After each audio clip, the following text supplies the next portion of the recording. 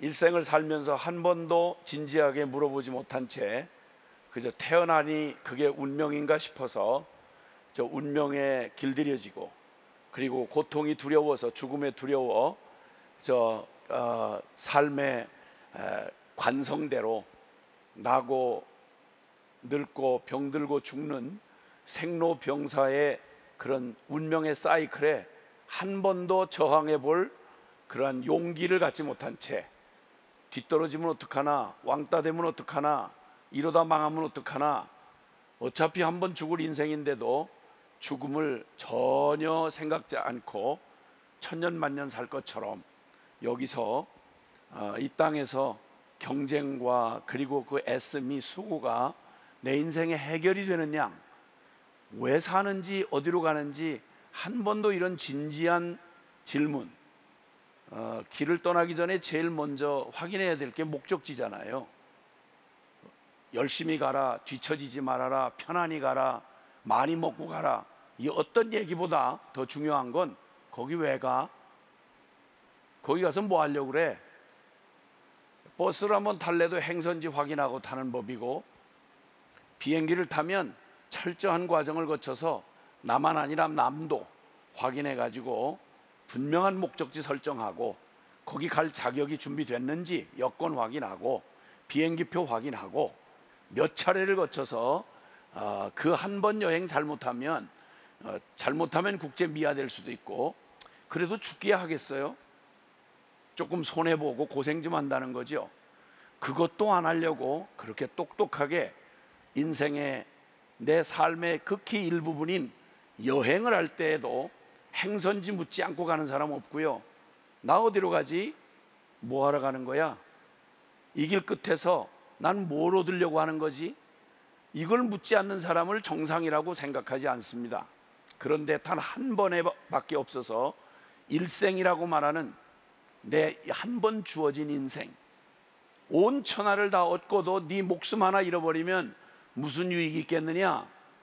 이거 예수님이 하신 말씀이에요. 지극히 당연한 말씀이죠.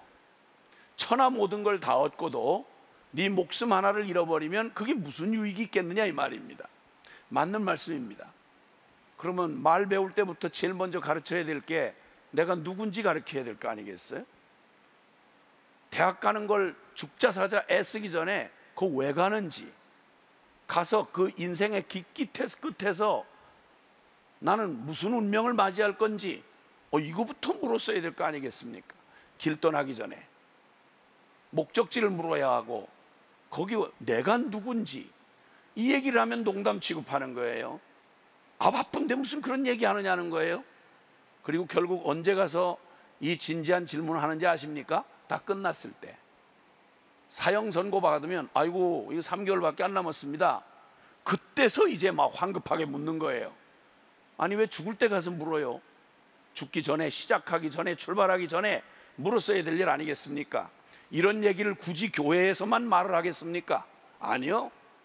석가모니는 생로병사라고 하는 사람이 부딪힌 운명에 해답이 나지 않자 왕자 자리 박차고, 이게 도대체 인생이 뭔가, 이 길을 찾고 싶어서 출가를 했고 평생 도 닦다가 죽었지 않습니까? 스티브 잡스라고 하는 세상 사람들이 제일 부러워하던 애플사의 사장이었던 사람, 2011년이죠 57살의 나이로 세계에서 가장 뛰어난 의학기술이 뛰어나다는 미국 한복판에서 암으로 죽었습니다.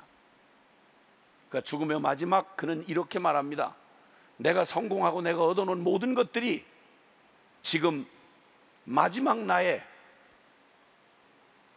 마지막 심장 박동표를 그리는 이 마지막 이 그래프가 움직이면서 파란, 깜빡깜빡이는 파란 불꽃, 생명 연장장치, 거기에 들어온 기계음밖에 없습니다. 아무도 나와 함께 해주지 않습니다. 오직 성공만을 위해서 달려온 인생이라면 나 같은 괴물을 만들 뿐입니다. 그는 그렇게 탄식하고 생을 마쳤습니다. 그 인생을 굳이 나도 또 따라서 그것도 흉내내다 죽는 인생이라면 이것처럼 불쌍하고 안타까운 일이 어디 있으며 이거보다 더 다급한 일이 어디 있겠습니까? 오늘 우리는 저는 첫 시간부터 그런 얘기를 했습니다. 결정적인 조건, 인간의 삶의 가장 결정적 조건이 무엇인가? 있어도 좋고 없어도 좋은 괜찮은 그런 거 말고 이거 빠지면 큰일 나는 그게 바로 뭔가? 라고 하는 화두를 던졌습니다. 그럼 그 결정적 조건에 이르지 못하게 하는 우리의 인생의 치명적인 결함이 뭔가 얘기하면서 죄는 무엇인지를 나누었습니다. 아무도 다뤄줄 수 있는 주제가 아닙니다. 그것은 오직 우리를 창조하셨고 우리의 인간의 생사 화복을 주관하시며 그리고 우리의 인생의 마지막을 엄중히 심판하실 수 있는 살아계신 하나님만이 그 죄의 분명한 기준을 제시해 줄 수 있고 죄가 무엇인지를 말해 줄 수 있습니다. 사람이 무엇이냐라는 질문에 가장 확실한, 우리의 가장 중요한 나의 존재는 다른 게 아니라 내게 잘 맞는, 이 땅에 살아가는 모든 인생에게 아주 가장 적합한, 내가 누구냐는 질문 앞에 가장 정확한 진단은 바로 내가 죄인이라는 사실이었습니다. 소개해드린 바와 같이 플레밍이라는 사람이 노벨상을 받았던 위대한 발견을 했던 그 사람이 당신 생애 최대의 발견이 뭐라고 생각하냐, 가장 위대한 발견이 뭐라고 생각하냐, 인류를 저 질병에서 구원할 큰, 인류를 질병에서 구원했다고 그렇게 찬사를 받았던 그가 대답한 말은 다른 게 아니었습니다. 내가 얼마나 비참한 죄인이었다는 것을 깨달은 것과, 그리고 나를 구원하시기 위해서 하나님이 나에게 그 생명을 구원하기 위해 예수 그리스도가 내 죄를 위해 죽으시고 그리고 부활하셔서 그를 믿는 내게 구원을 주시는 그런 복음을 깨달은 사실입니다. 이렇게 표현했습니다. 그래서 가장 위대한 우리의 발견은 내가 죄인이라는 것과, 그리고 이 절망적인 죄인의 운명에서 나를 구원하시는 하나님이 세상을 이처럼 사랑하사 우리에게 줄 수 있는 수많은 복이 있겠지만 그 모든 복 중에 이 치명적인 결함을 해결하고 죄의 문제를 해결하고, 그리고 하나님이 우리를 향해 원래 창조하시며 꿈꾸셨던 그 원형, 하나님의 형상, 그리고 하나님의 그 모든 그 아름답고 진, 선, 미, 하나님으로부터 모두 옳은 모든 선한 것, 그 영원한 것, 완전한 것, 그것을 우리에게 베풀어 주시는 하나님의 축복을 받는 유일한 길, 그게 바로 뭔가? 그게 바로 십자가의 복음이었습니다. 이건 인간이 쥐어짜서 궁리해서 상상해서 만들 수 있는 픽션 소설이 아니라, 내가 이해할 수 있는 일이 아니라, 그것은 하나님이 무에서 유를 창조하셨던 하나님이 우리의 모든 치명적 결함으로 죄로 말미암아서 하나님의 형상이 깨어지고 하나님의 심판 아래 놓여지게 되었던 바로 그 우리의 운명을 뒤바꾸신 하나님 수준의, 하나님이 베푸신 최대 최고의 기쁜 소식, 그게 바로 십자가 부활의 복음이었습니다. 우리의 죄를 완전하게 해결하시고 죄의 빚을 갚아주시고 대신 갚아주시고, 그리고 이제 그 놀라운 주님이 죄와 상관없는 새 생명의 삶을 주시기 위하여 예수 그리스도가 십자가에 죽으시고 부활하신 그 복음을 통해서 우리에게 가장 파격적인 조건, 천하 우리에게, 모든 인간에게 주어진 가장 공평하고 가장 복된 파격적인 조건, 누구든지 예수를 믿는 자마다 멸망치 않고 영생을 얻게 하려 하심이라. 무식해도 괜찮고 병들어도 괜찮고 너무 늙었어도 괜찮고 너무 유약해도 괜찮고 천하의 어떤 조건도 다른 요구되는 조건이 없이 아주 파격적인 조건, 누구든지 어떤 인종, 성별, 그리고 어떤 처지와 형편에 있든지, 과거를 어떻게 살았든지, 얼마나 많은 드러난 죄가 있든지 없든지 상관없이 누구든지 예수 그리스도의 이 십자가 부활의 복음을 믿기만 하면 하나님의 자녀가 되는 영광을, 그리고 그 영생을 우리에게 주시겠다고 약속하시고, 끝내 그 약속대로 이 땅에 오셔서 정말 2000년 전 갈보리 언덕에서 십자가에 죽으시고 부활하심으로 이 상상도 꿈도 꿀 수 없는 하나님의 복음 중 최고의 복음을 우리에게 이루어내신 그 하나님을 찬양합니다. 이제 마침 저도 어젯밤 같은 말씀 늘 전하고 살았지만 이 말씀을 받고 또 그 한밤을 정말 어떤 분에게는 일생일대 고민의 밤이었을 거고, 어떤 분에게는 충격은 다 알 수는 없지만 내 인생에 엄청난 충격이 왔구나 해서 밤을 지새웠을 사람들을 생각하니까 저도 약간 흥분이 됐습니다. 그러면서 한 얘기가, 제가 늘 들었던 한 예화가 생각이 났습니다. 그것은 제가 직접 본 건 아니고요, 어떤 잘 알려진 목사님이 당신의 경험을 얘기한 얘기였어요. 그분이 아는 어떤 분이 마침 그 사육을 하는 농장을 하는데, 짐승 사육을 하는 농장을 하는데, 그 농장에 뭐 여러 가지 닭을 사육한다든지 돼지를 사육한다든지 가축을 사육하는 얘기는 익히 들어서 알고 있지만, 그 중에 참 잘 믿어지지 않는 게 야생 짐승은 잘 길이 들여지지 않는다 해서 야생이라고 그러거든요. 그런데 그 야생성이 충만한 그 야생 꿩을 대량 사육하는데 성공했다는 이야기를 듣고 잘 믿어지질 않아서 내 한번 그 농장 좀 한번 가볼 수 있겠느냐, 이렇게 허락을 받고 농장을 여러 상상을 하면서 찾아가셨답니다. 아마 모르면 몰라도 수천 마리의 그 야생 꿩을 이제 키운다고 하니 그거 그냥 푸르거리고 날아가면 그 수천 마리가 날아가면 난리도 아닐 테니까 아마 모르면 몰라도 이 넓은 홀처럼 적어도 골프 연습장 같이 큰 망을 높다랗게 이렇게 막아서 좀 그래야 이게 공동 사육이 가능하지 않겠나 하고 상상을 하면서 갔는데, 거의 다 가까이 갔는데 전혀 상상하던 아무것도 보이질 아니하고 그냥 그저 허리춤 되는 쯤에 그냥 울타리만 이렇게 쳐져 있고요, 위가 텅 비어 있는 거예요. 그런데 멀리서 이렇게 보니까 닭하고 별로 달라 보이지 않는 그 무리들이 그냥 수천 마리가 와글와글 그 농장 안에, 가축사 안에 거기 있는데, 저게 꿩이 맞느냐? 그렇다는 거예요. 그래서 가까이 가서 보니까 진짜 꿩이에요. 근데 희한한 건 저 꿩이 꼭 닭처럼 주어진 모기가 아니라 모이하고 그리고 그 물을, 조금 주어진 물을 먹으면서 그렇게 얌전하게, 전혀 야생성을 가진 꿩이라고 보기에는 믿어지지 않을 만큼 그래서 순진하게 모이만 쪼아 먹고 있더랍니다. 하도 궁금해서 진짜 꿩 맞냐, 야생 꿩 맞냐, 그렇다는 거예요. 그럼 날아갈 수도 있다는 거예요. 아니 근데 어떻게 저렇게 다 약속한 것처럼 안 날아가고 가만히 저렇게 하고 모이만 먹고 있느냐? 그랬더니 그분 말로 그 꿩 대가리를 한번 쳐다보세요 그러더랍니다. 일단 그분이 말한 대로 꿩 대가리를 이렇게 자세히 보는데 뭐가 차이가 있는지 잘 모르겠더랍니다. 좀 더 자세히 보라 그러더래요. 그래서 봤더니 세상에 그 꿩 부리 끝에다가 뭐를 이렇게 어떻게 매달았는지 모르겠는데 약간 그냥 보면 아주 앙증맞게 꼭 선캡처럼 이렇게 꼭 눈 있는 데 이렇게 가리도록 이렇게 뭔가를 이렇게 붙여놨더래요. 꿩 머리 다 해봐야 요만합니다.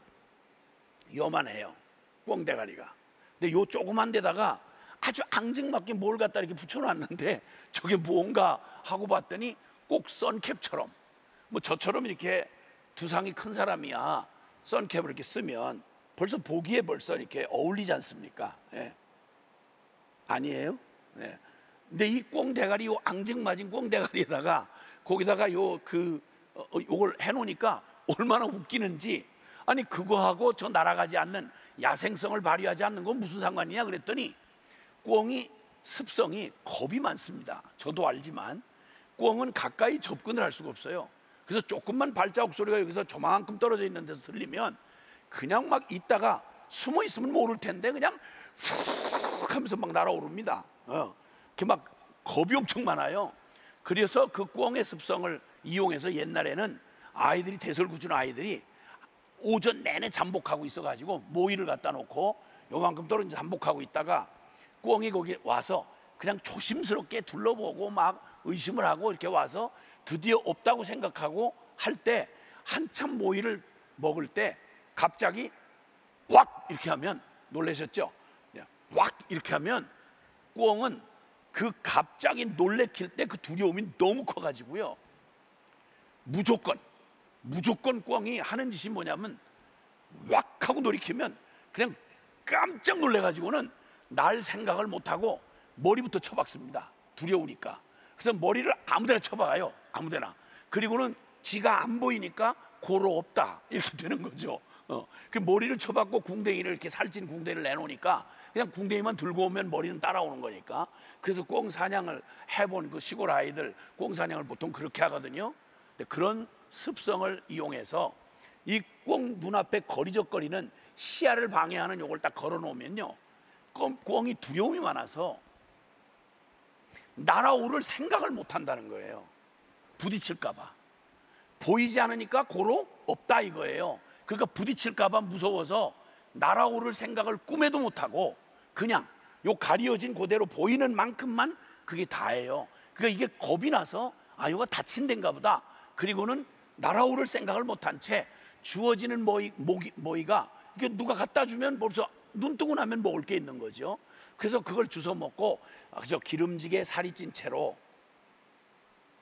누가 더 많이 먹었나, 누가 털이 더 기름지나, 누가 더 오래 살아남았나, 이렇게 하면서 한 번도 날아오를 생각을 안 하니까 위에 망을 칠 필요가 없대요. 제 스스로 제 마음에 묶여가지고 두려움에 묶여서 그렇게 하고 죽을 때까지, 언제? 죽을 때까지.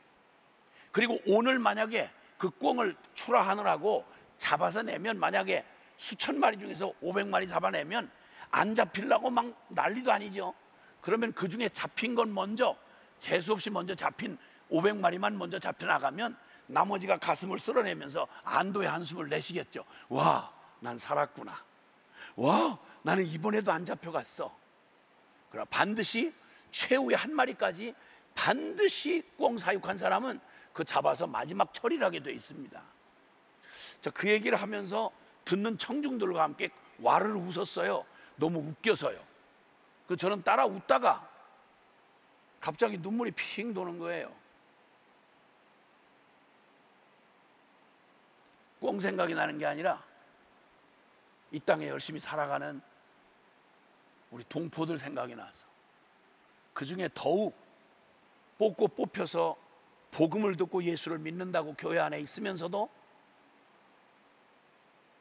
여전히 뭘 믿는 건지, 도대체 믿는 차이는 뭔지 전혀 개념 없이 그냥 예배당만 왔다 갔다, 듣긴 듣는데 매냥 관심은 엉뚱한 데 팔고 전혀 내 인생의 본질의 문제에 한 번도 부딪혀 본 적이 없이 그냥 그날이 그냥 그날인 양 그렇게 생로병사, 나고 늙고 병들고 죽고, 그 중에 요행이 애를 써서 좋은 직장 들어가고, 요행이 그 몇 년 사는 동안 좀 기름지게 먹고, 요행이 건강관리 잘해서 남보다 조금 평균 수명 길고, 이렇게 하다 결국은 궁극적으로는 앞서거니 뒤서거니 해도 결국 해 아래 새 것이 없고, 인생 풀과 같고 그 영광은 풀의 꽃과 같아서 풀은 마르고 꽃은 시드나, 이렇게 말씀한 것처럼 인생 풀과 같고 기껏 피어서 남보다 잘 돼서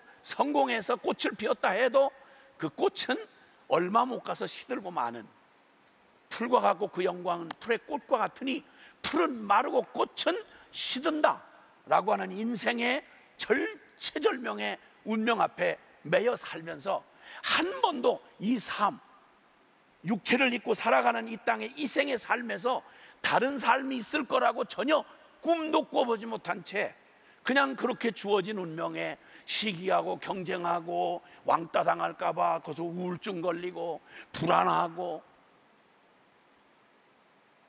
잠깐 불안을 덜어주는 그냥 그 잠깐의 쾌락에 또 나를 던지기도 하고, 이게 다 해봐야 이 인생이 다라면 거기에 조금 잘 살고 못 살고가 무슨 차이가 있으며, 조금 길게 살고 짧게 산 게 무슨 차이가 있겠냔 말이죠.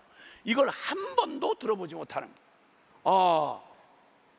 저희 부모 세대가 그랬고, 내가 그렇게 살아왔고, 내가 만나는, 내가 사랑하는 조국의 모든 사람들이 그렇고 열방의 하나님이 사랑했던 모든 영혼들이 이렇게 살다 죽는 인생들인데, 생각하니까 꽁 얘기 듣고 웃다가 꽁보다 나을 게 뭐 있나? 아니, 저 푸르른 창공이 그토록 우와 찬란하게 펼쳐져 있고 여전히 날아오를 이 날개가, 날개 힘이 충만하고 그냥 땅을 박차고 고개를 들고 창공을 바라보고 없는 걸 하는 게 아니라 깨닫기만 하면, 이 속고 살았던 이 선캡만 벗어버리면, 이것만 치워버리면 그 여전히 열려있는 하늘을 단지 안 보인다는 이것 때문에 평생 고개 들고 바라볼 다른 삶을 생각도 못하고 꿈도 꾸지 못한 채 그저 주어진 운명에 여기 길들여서 살다가 죽는 인생 생각하니까 너무너무 안타까운 거예요. 너무 기가 막힌 거예요. 아니, 그게 다라면야, 그게 다고 딴 길이 없다면야 그렇게 살다 죽는 거 운명으로 받아들여야지 어떡하겠어요. 그런데 만약에 이게 만약 속아서 사육당하는 꿩처럼 저는 여전히 날개짓할 이 날개가 있고 그 힘과 근력이 있고 그리고 펼쳐진 저 푸른 창공이 있는데 단지 속아서 되지 않는다는 이거 하나 때문에 거기 묶여서 꿈도 꾸어보지 못한 채 그렇게 쓰러져가는 이게 인생이라면, 그리고 그 인생도 그냥 쓰러져가는 게 아니라 죄에 질질 끌려서 함께 심판과 영원한 지옥으로 향하는 길목에 선체로 그냥 가고 있는 인생이라면 이것처럼 안타까울 수가 어디 있겠나. 선캡을 좀 벗어 던지고 고개를 들고 날갯짓, 믿음의 날갯짓을 해서 저 푸른 창공으로 저 축복의 저 하늘을 향해 날아오를 수 있는 새 인생이 있고 새 삶이 있다, 이 말입니다. 바로 이 말입니다. 이 소식을 기쁜 소식이라고 말합니다. 그래서 지금 나누고자 하는 얘기는 이런 우리에게 완전히 새로운 삶이 있다, 이 말입니다. 그것을 그리스도인의 삶이다, 그리스도인의 삶이다.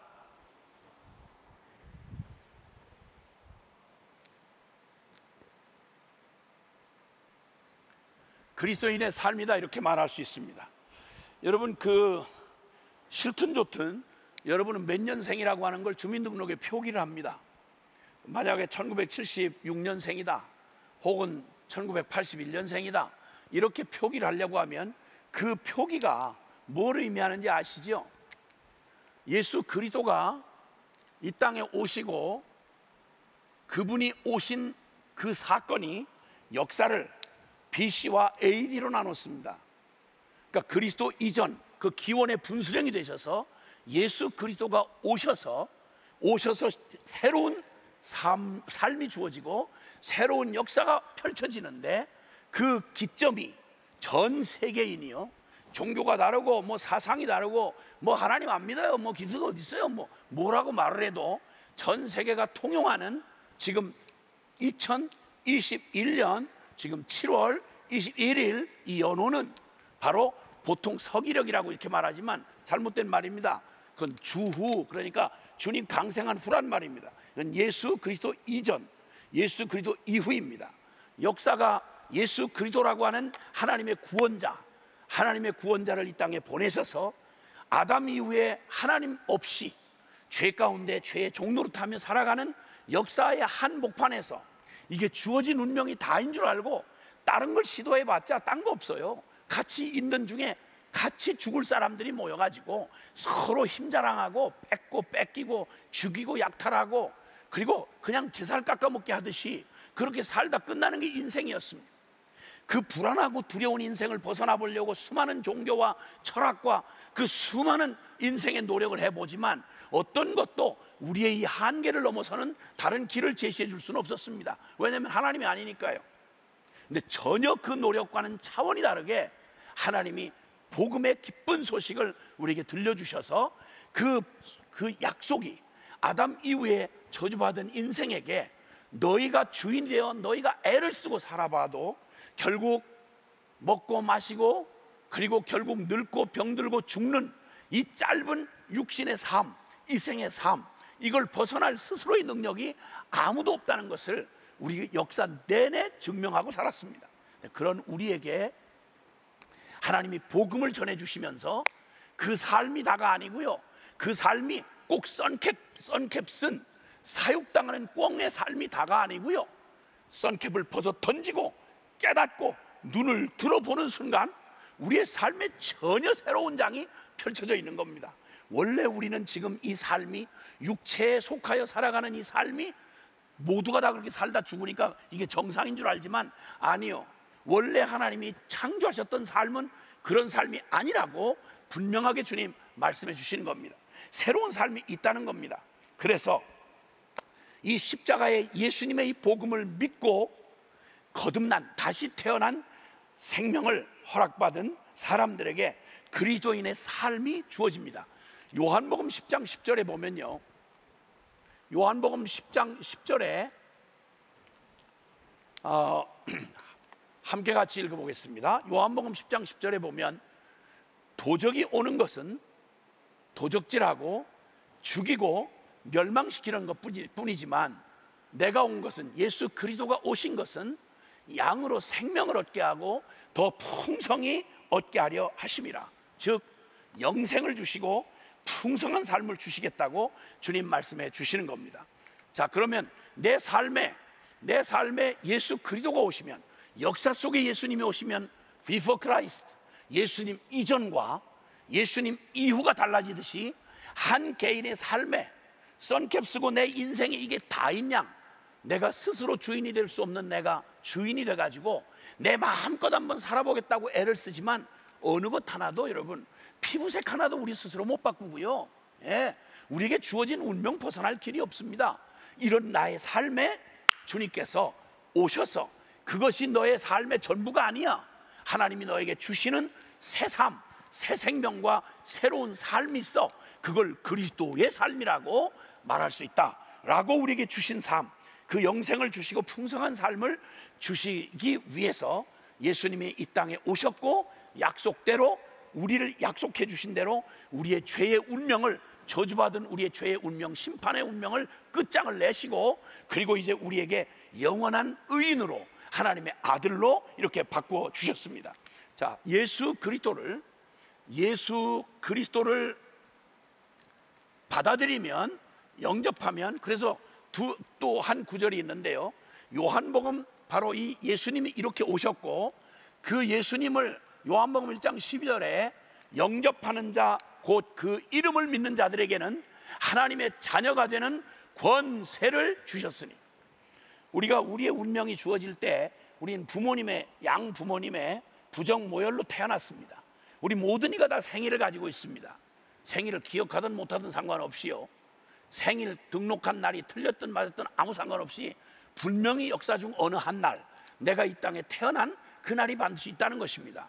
그래서 그렇게 주어진 생일날이, 육체의 생일날이 있듯이 예수 그리스도를 우리가 믿는다는 말은 단순히 종교 하나 가졌다, 무슨 취미 하나 늘었다, 이게 아니고요, 완전히 새로운 생명과 새로운 삶이 주어지는데, 예수님이 말씀한 것처럼 내가 온 것은, 예수 그리스도가 온 것은 그냥 잠시 종교적 위안이나 어떤 문제 해결, 소원 성취 정도를 해주러 온 게 아니라 우리의 인생에 살았다고 하지만 실상은 죄에 대하여 살고 하나님에 대해서는 죽었던 우리를, 이제 허물과 죄로 죽었던 우리를 완전히 이제 육으로밖에는 살다가 죽을 수밖에 없는 우리를 하나님이 영으로 사는, 하나님의 자녀로서 살아가는 완전한 새로운 차원의 새 삶과 새 생명을 주시겠다고 약속해 주셨습니다.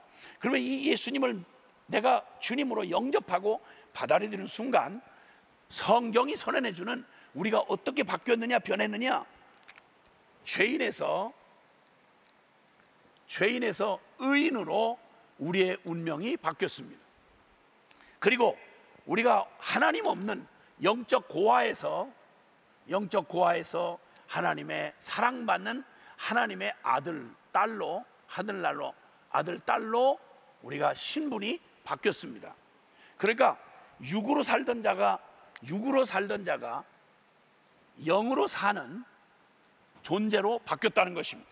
이게 바로 예수 그리스도를 믿고 변화된 새로운 생명이고 새로운 삶이라고 말하는 것입니다. 자, 이미 이 복음을 이미 들어서 내가 예수 그리스도를 믿고 세례를 받으신 분들은 분명히 기억해야 되는 것이 있는데, 여러분이 얼마나 그 알고 누리는지 알 수 없지만, 내가 예수 그리스도의 십자가 부활의 복음을 온전히 믿고 그 믿은 내용이 바로 뭐냐면, 지금까지 거듭해서 반복하는 대로 하나님을 떠나 죄 가운데 살다가 죄 중에 죽을 수밖에 없는 우리의 육체에 속한 우리의 죄인의 삶을 완전히 예수님의 십자가로 내 이름표 달고 내가 되어 완전히 빚을 갚아주시고 끝장내심으로, 예수님이 죽으신 2000년 전 갈보리 언덕에서 예수님이 죽으신 십자가의 죽음이 바로 나를 영원한 운명, 죄의 운명을 하나님 앞에서 심판받아 끝장을 내주셨고, 그러니까 나의 육으로 썬캡 쓴 꽁처럼 내가 태어난 죄인으로 태어나서 하나님 없이 죄의 종로 타며 살아오던 나의 인생은 예수님이 내 이름과 내 자격으로 해결해 주실 때 나 함께 끝났습니다, 하나님 앞에서 해결됐습니다 라고 하는 사실을 믿음으로 받아들이고, 그러면 이제는 내가 아니야. 그럼 이제 나는 육체는 여전히 그 육체를 입고 잠시 동안, 우리 100년 동안 살아가는 동안 입고 있겠지만, 우리를 진정 살게 하는 내 실제 나의 실존은 이제 육을 따라 감정을 따라 죄를 따라 살던 내가 아니라 이제는 하나님의 생명으로 예수 그리스도를 나의 주님으로 영접하여서 이게 내가 사는 게 아니고 이제는 내 안에 바로 내 영혼을 살리시고 그 예수님의 영이신 성령님이 예수 생명으로 내 안에 오셔서 나의 주인이 되어 살아가신다는 걸 믿는 믿음으로 살아가는 것, 이게 바로 그리스도인의 삶이요, 이게 바로 거듭난 삶이라는 것입니다. 이게 세례를 받는 의미인 것입니다. 자, 그러면 진정 거듭나신 분들은 이런 고백이 나의 고백이 되는 겁니다. 갈라디아서 2장 20절에 보면요, 함께 그냥 한번 입 밖으로 소리를 내서 한번 따라해 보시면 좋겠는데요, 중요한 내용이기 때문에 지금 다 몰라도 여러분 생에 이게 실제가 되는 순간 여러분 삶의 기적을 경험하게 될 것입니다. 자, 따라해 주시면 좋겠어요. 내가 그리스도와 함께 십자가에 못 박혔나니 그런즉 이제는 내가 산 것 아니요 오직 내 안에 그리스도께서 사신 것이라. 이제 내가 육체 가운데 사는 것은 나를 사랑하사 나를 위하여 자기 자신을 버리신 하나님의 아들을 믿는 믿음 안에서 사는 것이라. 아멘.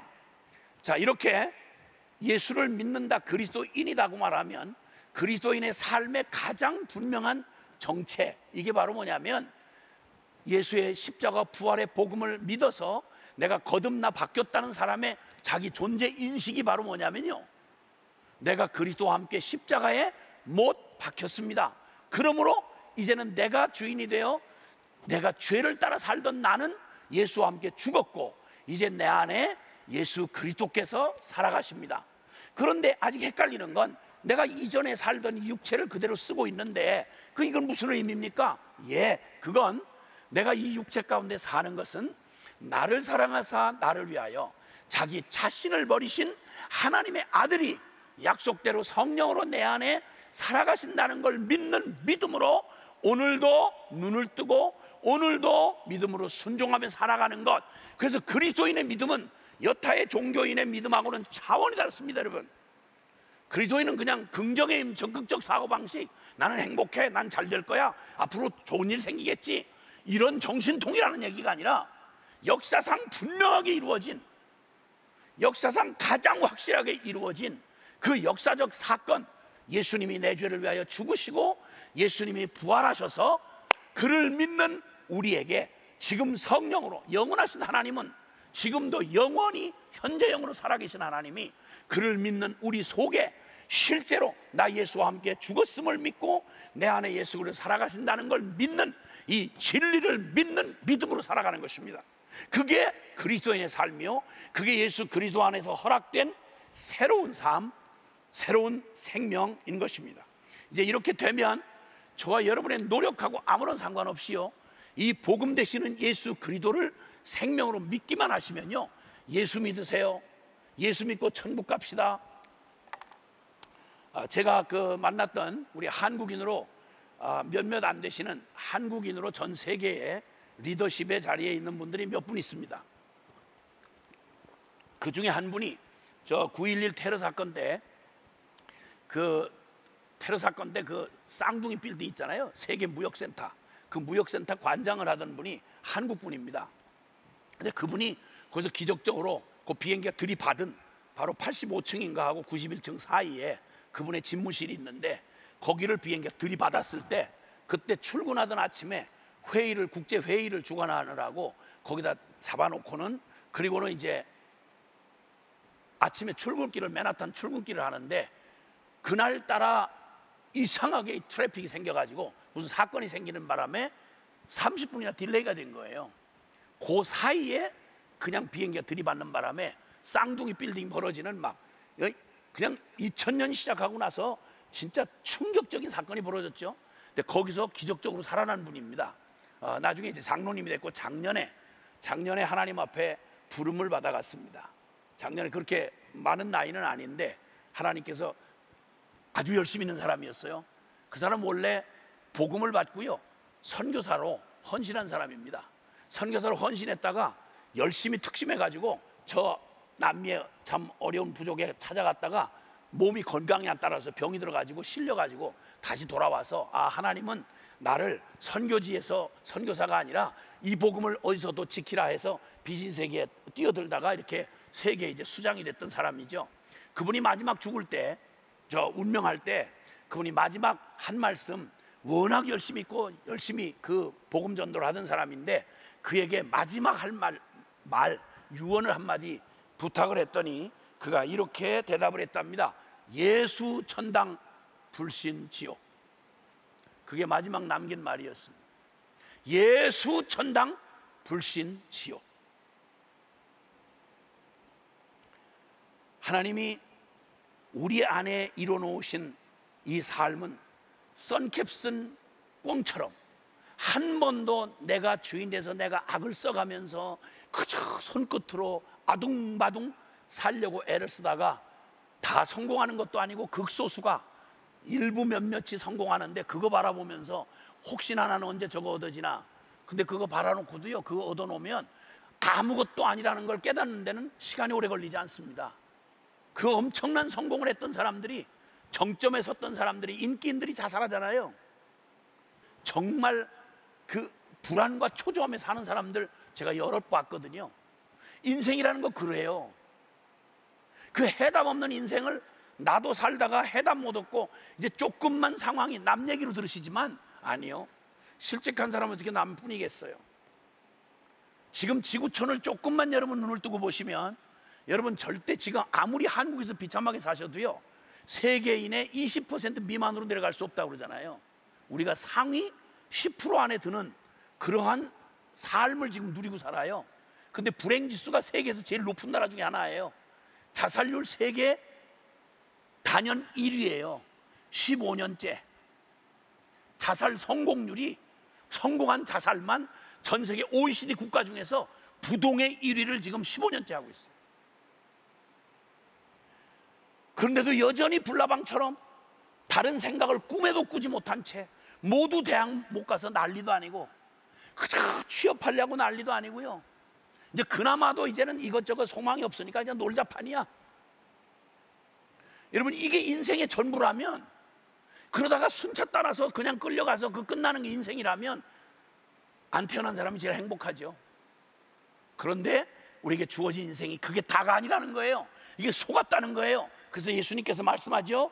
요한복음 10장 10절에 도적이 오는 것은, 이 말은 사탄을 얘기합니다. 사탄 마귀가 인생들을 완전히 하나님 없이 눈을 가리운 채, 하나님 없이 내가 내 인생 이게 다인 양 살아가는 이 비참한 삶에서 한 번도 눈을 들어서 내 인생 너머에 이 생의 삶이 아니라 영원한 삶이 있고, 내가 인생의 주인이 아니라 나를 창조하신 하나님이 계시다는 사실을 한 번도 눈을 들어 생각을 못 해보고, 그 수많은 쓸데없는 수많은 것은 많이 읽으면서도 일생에 전 세계 가장 오래된 베스트셀러, 최고 많은 언어로 수천 개의 언어로 번역이 된 성경, 가장 이 세상에 선한 영향력을 끼친, 안 믿는 불신자가 한 말입니다. 유명한 역사학자가 전 세계에 가장 영향을 미친, 선한 영향력을 미친 사람들, 전 세계 위인들을 편견 없이 뽑아봐도, 불신자 입장으로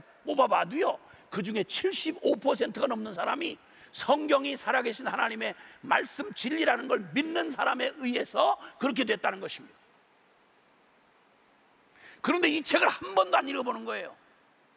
내 인생에 대해서, 내 인생에 대한 가장 중대하고 심오한 진리가 이 안에 다 있어요. 대답이 없다면 몰라도 지어낸 픽션 소설을 읽고도 며칠씩 감동하다가 거기에 평생을 그 감동을 잊지 못하는데, 내 인생에 가장 중대한 책임이 따르는 말, 나는 누구인가? 나는 누구인가? 나를 구원해 줄 자는 누구인가? 천지 창조는 어떻게 시작이 됐나? 역사의 마지막은 어떤가? 우리에게 가장 근본적이고 화급하고 절대적인 진리가 너무도 명확하게 영원한 보증된 가장 오래된 책, 2000년 전에 완성된 책입니다. 기록되는 기간만 1500년이 걸렸고요. 이 성경을 한 번도 안 읽어보고 어떻게 인생에 대한 책임을 이렇게 무책임하게, 내 인생이 내 거라면 몰라도 내가 주어진 삶인데 분명히 내 인생에 누군가 주인이 있을 텐데 한 번도 진지하게 생각을 해보지 않고 그저 주어진 삶에 그렇게 살아간다는 무책임을, 이거 나중에 하나님 앞에 서는 날 이 책임을 어떻게 할 거냐 이 말이죠. 이 성경이 우리에게 들려주는 바, 우리는 방황하는 죄인의 영혼이 아니고요. 자, 기억하셔야 합니다. 방황하는 죄인의 영혼이 아니고요, 썬캡 확 벗어던지고 우리를 창조하시고 우리를 사랑하셔서 우리를 구원하러 오신 예수 그리스도가, 우리는 방황하는 죄인 영혼이 아니다. 도적이 오는 건 도적질하고 죽이고 멸망시키는 것 뿐이지만, 내가 온 것은 양으로 생명을 얻게 하고 더 풍성히 누리게 하려 함이라. 즉 하나님이 함께 하신다는 의미가 임마누엘이라는 말인데, 임마누엘의 행복자다, 마음속으로 한번 따라해 주시면 좋겠어요. 나는 방황하는 죄인의 영혼이 아니고 임마누엘의 행복자다.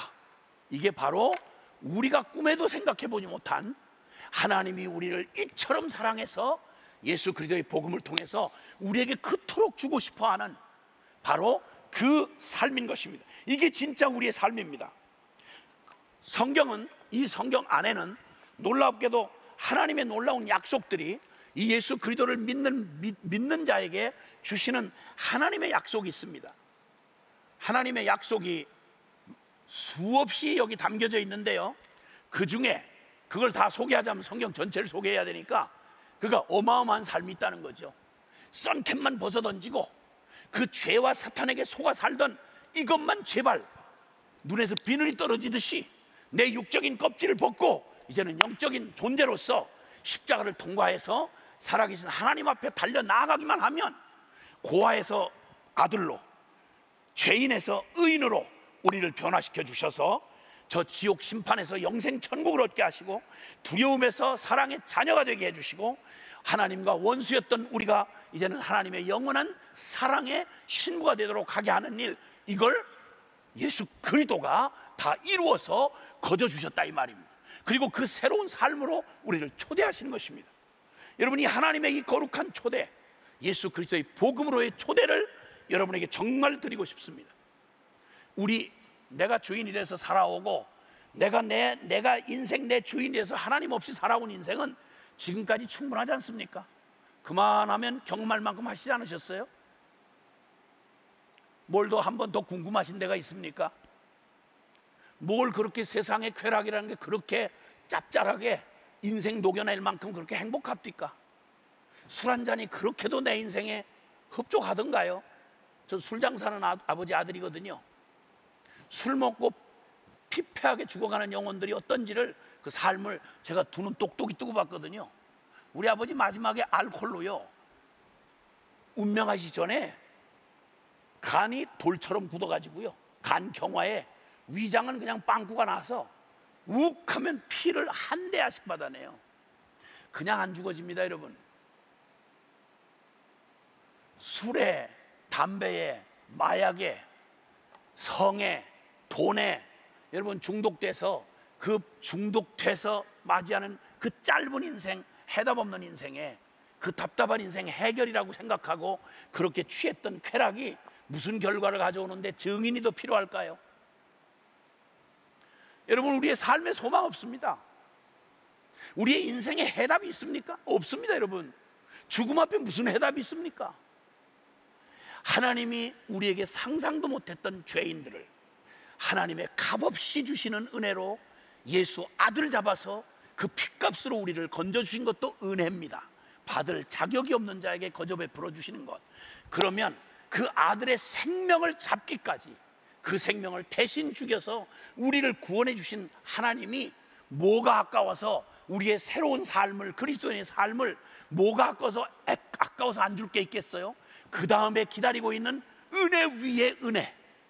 하나님이 그리스도인의 삶, 예수 믿고 살아가면 BC와 AD가 갈라진 것처럼 고아처럼 살았던 내가 이제는 하나님의 당당한 자녀가 되고, 죄인으로 날마다 두려움에 쫓기고 살았던 내가 이제는 하늘을 우러러 한 점 부끄러움이 없는 예수 핏값 치르고 의롭다 함을 받은 의인이 되어서 살아가는 이 멋진 자유인의 삶, 이 놀라운 육에 매여 살던 바로 육체의 종로로 타던 내가 이제는 영과 양심을 따라서 살아갈 수 있는 이런 진리의 사람으로 우리를 바꿔주신 이 새 삶, 이게 그리스도인의 삶이고, 그래서 온 인류에게 내가 이 복음을 부끄러워하지 아니하노니, 로마서 1장 16절에 내가 이 복음을 부끄러워하지 아니하노니, 이 복음은 모든 믿는 자에게 구원을 주시는 하나님의 능력이 됨이라. 첫째는 유대인에게요, 또한 헬라인에게로다. 할렐루야. 그래서 이 복음을, 이 기쁜 소식을 전함으로 예수 그리스도의 복음이 BC와 AD를 나누듯이 모든 비참한 죄인들에게 복음이 들려지고, 그 들려진 복음을 성령께서 믿게 하셔서 회개하고 주 예수를 믿은 사람마다 인생의 운명이 완전히 BC와 AD로 바뀌어지고, 남 해코지하고 살던 사람이 남을 축복하며 섬기는 사람으로 바뀌고, 날마다 여기저기 사랑을 구걸하고 다니던 사랑의 거지 같은 삶을 이제는 남을 위해 기꺼이 내 자신을 내어주어 하나님의 미랄로 살아가는 이 기가 막힌 완전히 바뀐 삶으로, 그 축복의 삶으로 우리를 초대하시는데요, 방황하는 죄인의 영혼이 아닌 임마누엘의 행복자로 살아가는 게 예수 믿고 살아가는 거듭난 새 생명, 새 삶의 축복인 것입니다. 그 중에 하나님이 그 놀라운 그 예수 믿어 복음 안에 들어온 사람들에게 기다리고 있는, 하나님이 예비해 주신 그 놀라운 특권들, 그 자격들, 그 권리들, 그걸 한마디로 말할 때 요한복음 1장 12절은 영접하는 자, 곧 그 이름을 믿는 자들에게는 하나님의 자녀가 되는 권세를 주셨다. 자녀라고 말하면 아버지의 상속자 아닙니까? 아버지가 가지고 있는 모든 것들을 함께 당당하게 누릴 수 있는 걸 자녀라고 그러죠. 하나님의 자녀가 됐다는 말은 하나님 안에 있는 모든 축복들을 우리에게 예수 핏값으로, 그 자격으로 우리를 이제 온전하게 그 자격을 누릴 수 있는 당당하고 떳떳한 권세를 주셨다고 선언해 주십니다. 이거 알아야 누리죠. 근데 제가 참 죄송합니다. 아직까지 믿음의 길에 들어서지 못한 분들에게는 좀 그런 말이긴 하지만, 먼저, 여러분보다 먼저 진짜 믿어서 정말 신앙생활 한다고 하는 신앙인들을 이렇게 보시면서 그렇게 매력이 느껴지지 않는 신앙인들 때문에 실망하신 분도 계실지 모르겠어요. 제가 대표는 아니지만, 그래서 믿는다고 하는 사람들을 대신하여 여러분에게 심심한 송구한 말씀을 드립니다. 제대로 믿지를 못해서 그래요. 예수를 믿으면서 성경을 안 읽으니까 도대체 무슨 자격과 특권이 주어졌는지를 몰라요. 여러분, 그 보험 들으시고 여러 가지 보험 들으셨을 텐데, 그 깨알 같은 보험 약관 다 읽어보셨어요? 안 읽어보시죠? 보험회사가 다른 이문도 있겠지만, 보험회사가 어마어마하게 그 남아서 그 재산을 관리하고 누리는 것 중에 하나가, 이 보험 든 사람들이 보험비만 또박또박 내고 자기가 보험약관에 약속된 특권이 무슨 특권이 있는지를 모르는 거예요. 그래서 찾아 먹지를 못하는 보험금이 그냥 있는 대로 쌓여 있답니다. 있는 대로. 저도 그만 아찔해서 한번 그냥 저도 역시 저희 아이들 선교사 훈련한다고 일찍부터 해외로 내보내니까, 말하자면 해외 나가서 비자를 얻으려면 그러면 유학생 보험이라는 걸 들어야 됩니다. 비자 서류 중에. 그래서 비싼, 다른 보험보다는 비싼 값을 치르고 보험을 이렇게 들었는데, 지구 반대편에 가서 선교사 훈련을 받고 있는 중에 갑작스럽게 어떻게 현지에서 해결할 수 없는 위급한 상황을 만났습니다. 이머전시 당한 거죠. 그래가지고는 완전히 정말 참 의학적으로는 어떻게 손댈 수가 없다. 그러니 그 지구 반대편에서 어떻게 해볼 도리가 없는 상황을 맞이했습니다. 자, 그러면 데리러 가는 비행기, 왕복 비행기 값, 거기다 그 모든 과정을 치르는 모든 병원비, 그 모든 것, 이건 도대체 무소유로 사는 저희들에게는 있을 수가 없는 얘기였어요. 아, 청천벽력 같은 연락이 딱 왔는데, 그때 막 야 주여 기도하면서 이러고 있는데, 마침 동료 중에 한 사람이 그 비자 서류에 반드시 보험 서류가 포함이 되는데 보험 들었냐는 거예요. 그럼 보험 들어야 비자를 받지. 혹시 보험을 어떤 보험 들었는지 한번 보시라고. 그래서 그 보험 걸 처음으로 보험비만 내고 비자 서류 얻는 게 목적이었지 보험하고 상관없었거든요. 근데 특약보험을 들었더라고요. 유학생 특약보험을.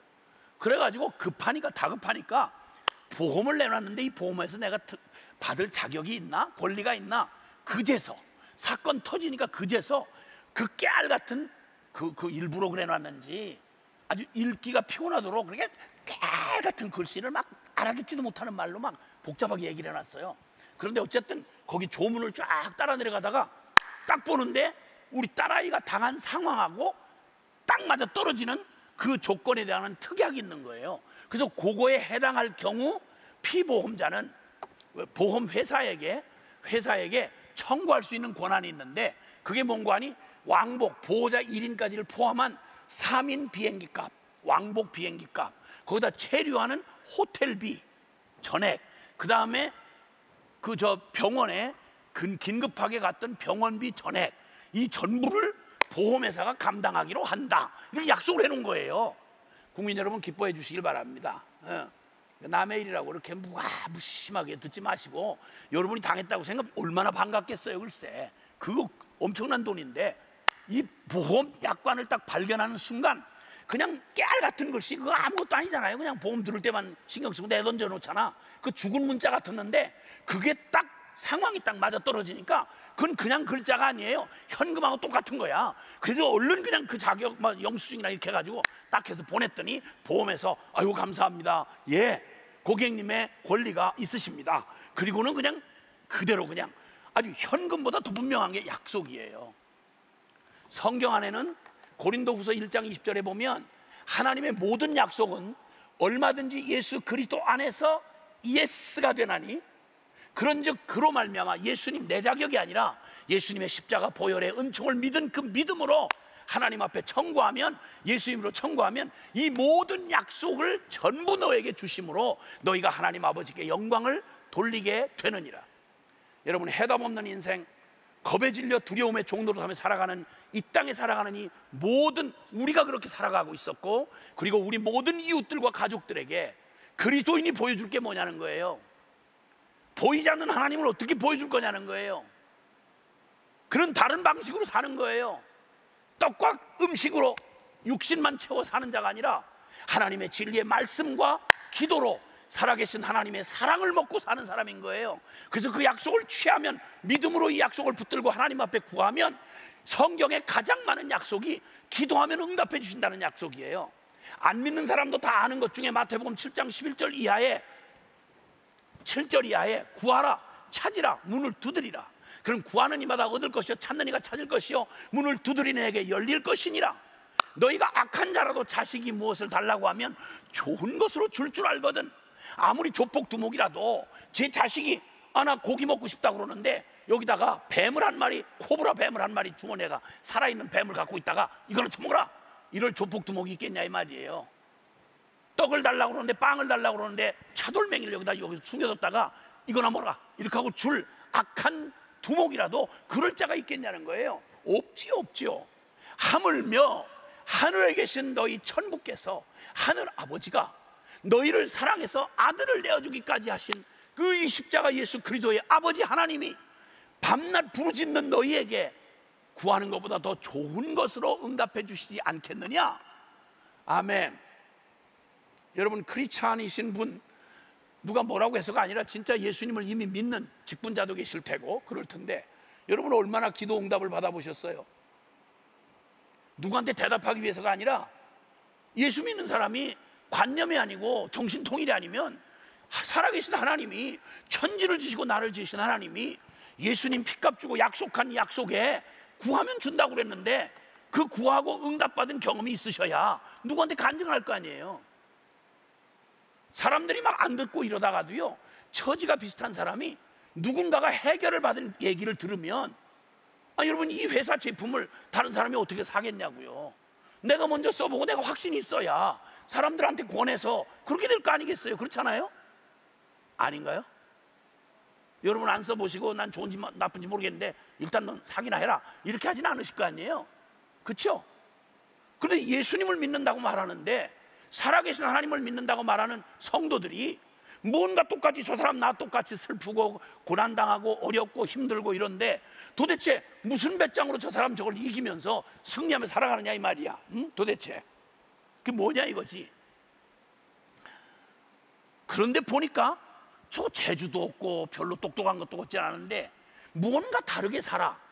나는 뭔가 똑같은 어려움을 당하면 그냥 전전긍긍 두려워서 어쩔 줄 모르고 사람 찾아다니고 난리도 치고 아닌데, 저 사람 뭐가 평안해.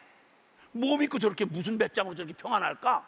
그 어느 때 보면 그걸로 꼭 망했어야 될 사람인데 희한하게 그 일을 당한 게 오히려 그 사람한테 잘 됐어. 저 무슨 일인가? 나 지금 물어보는 거예요.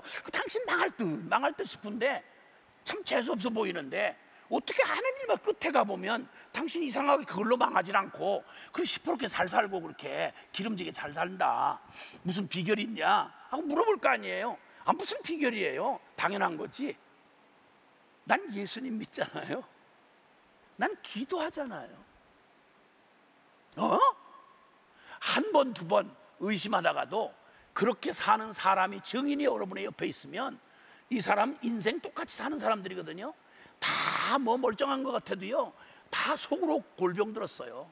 근심의 무게가 어깨를 안 누르는 사람 없어요. 여러분, 조금만 뭐 하면 웃고 막 난리를 치고 행복한 것처럼 하는 사람도 조금만 들여다보면 그 웃는 얼굴 뒷면에 얼룩덜룩 눈물 자국이 보여요. 그 인생이에요. 인생 자체가 고달퍼요.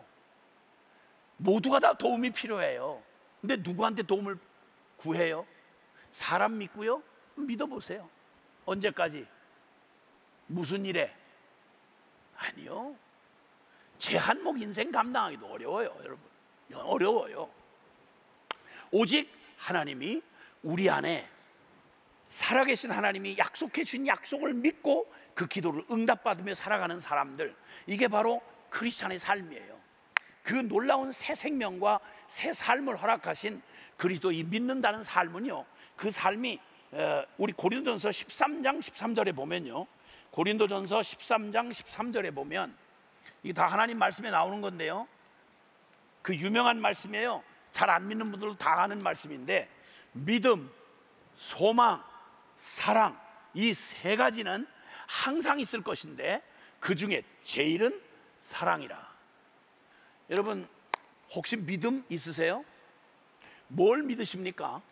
우리 인생을 가만히 놓고 보면요, 성경에 나와 있는 말이기도 한데요, 세상을 이루어가는 자연 법칙 안에도 있는 법입니다. 그게 뭐냐면 이런 말입니다.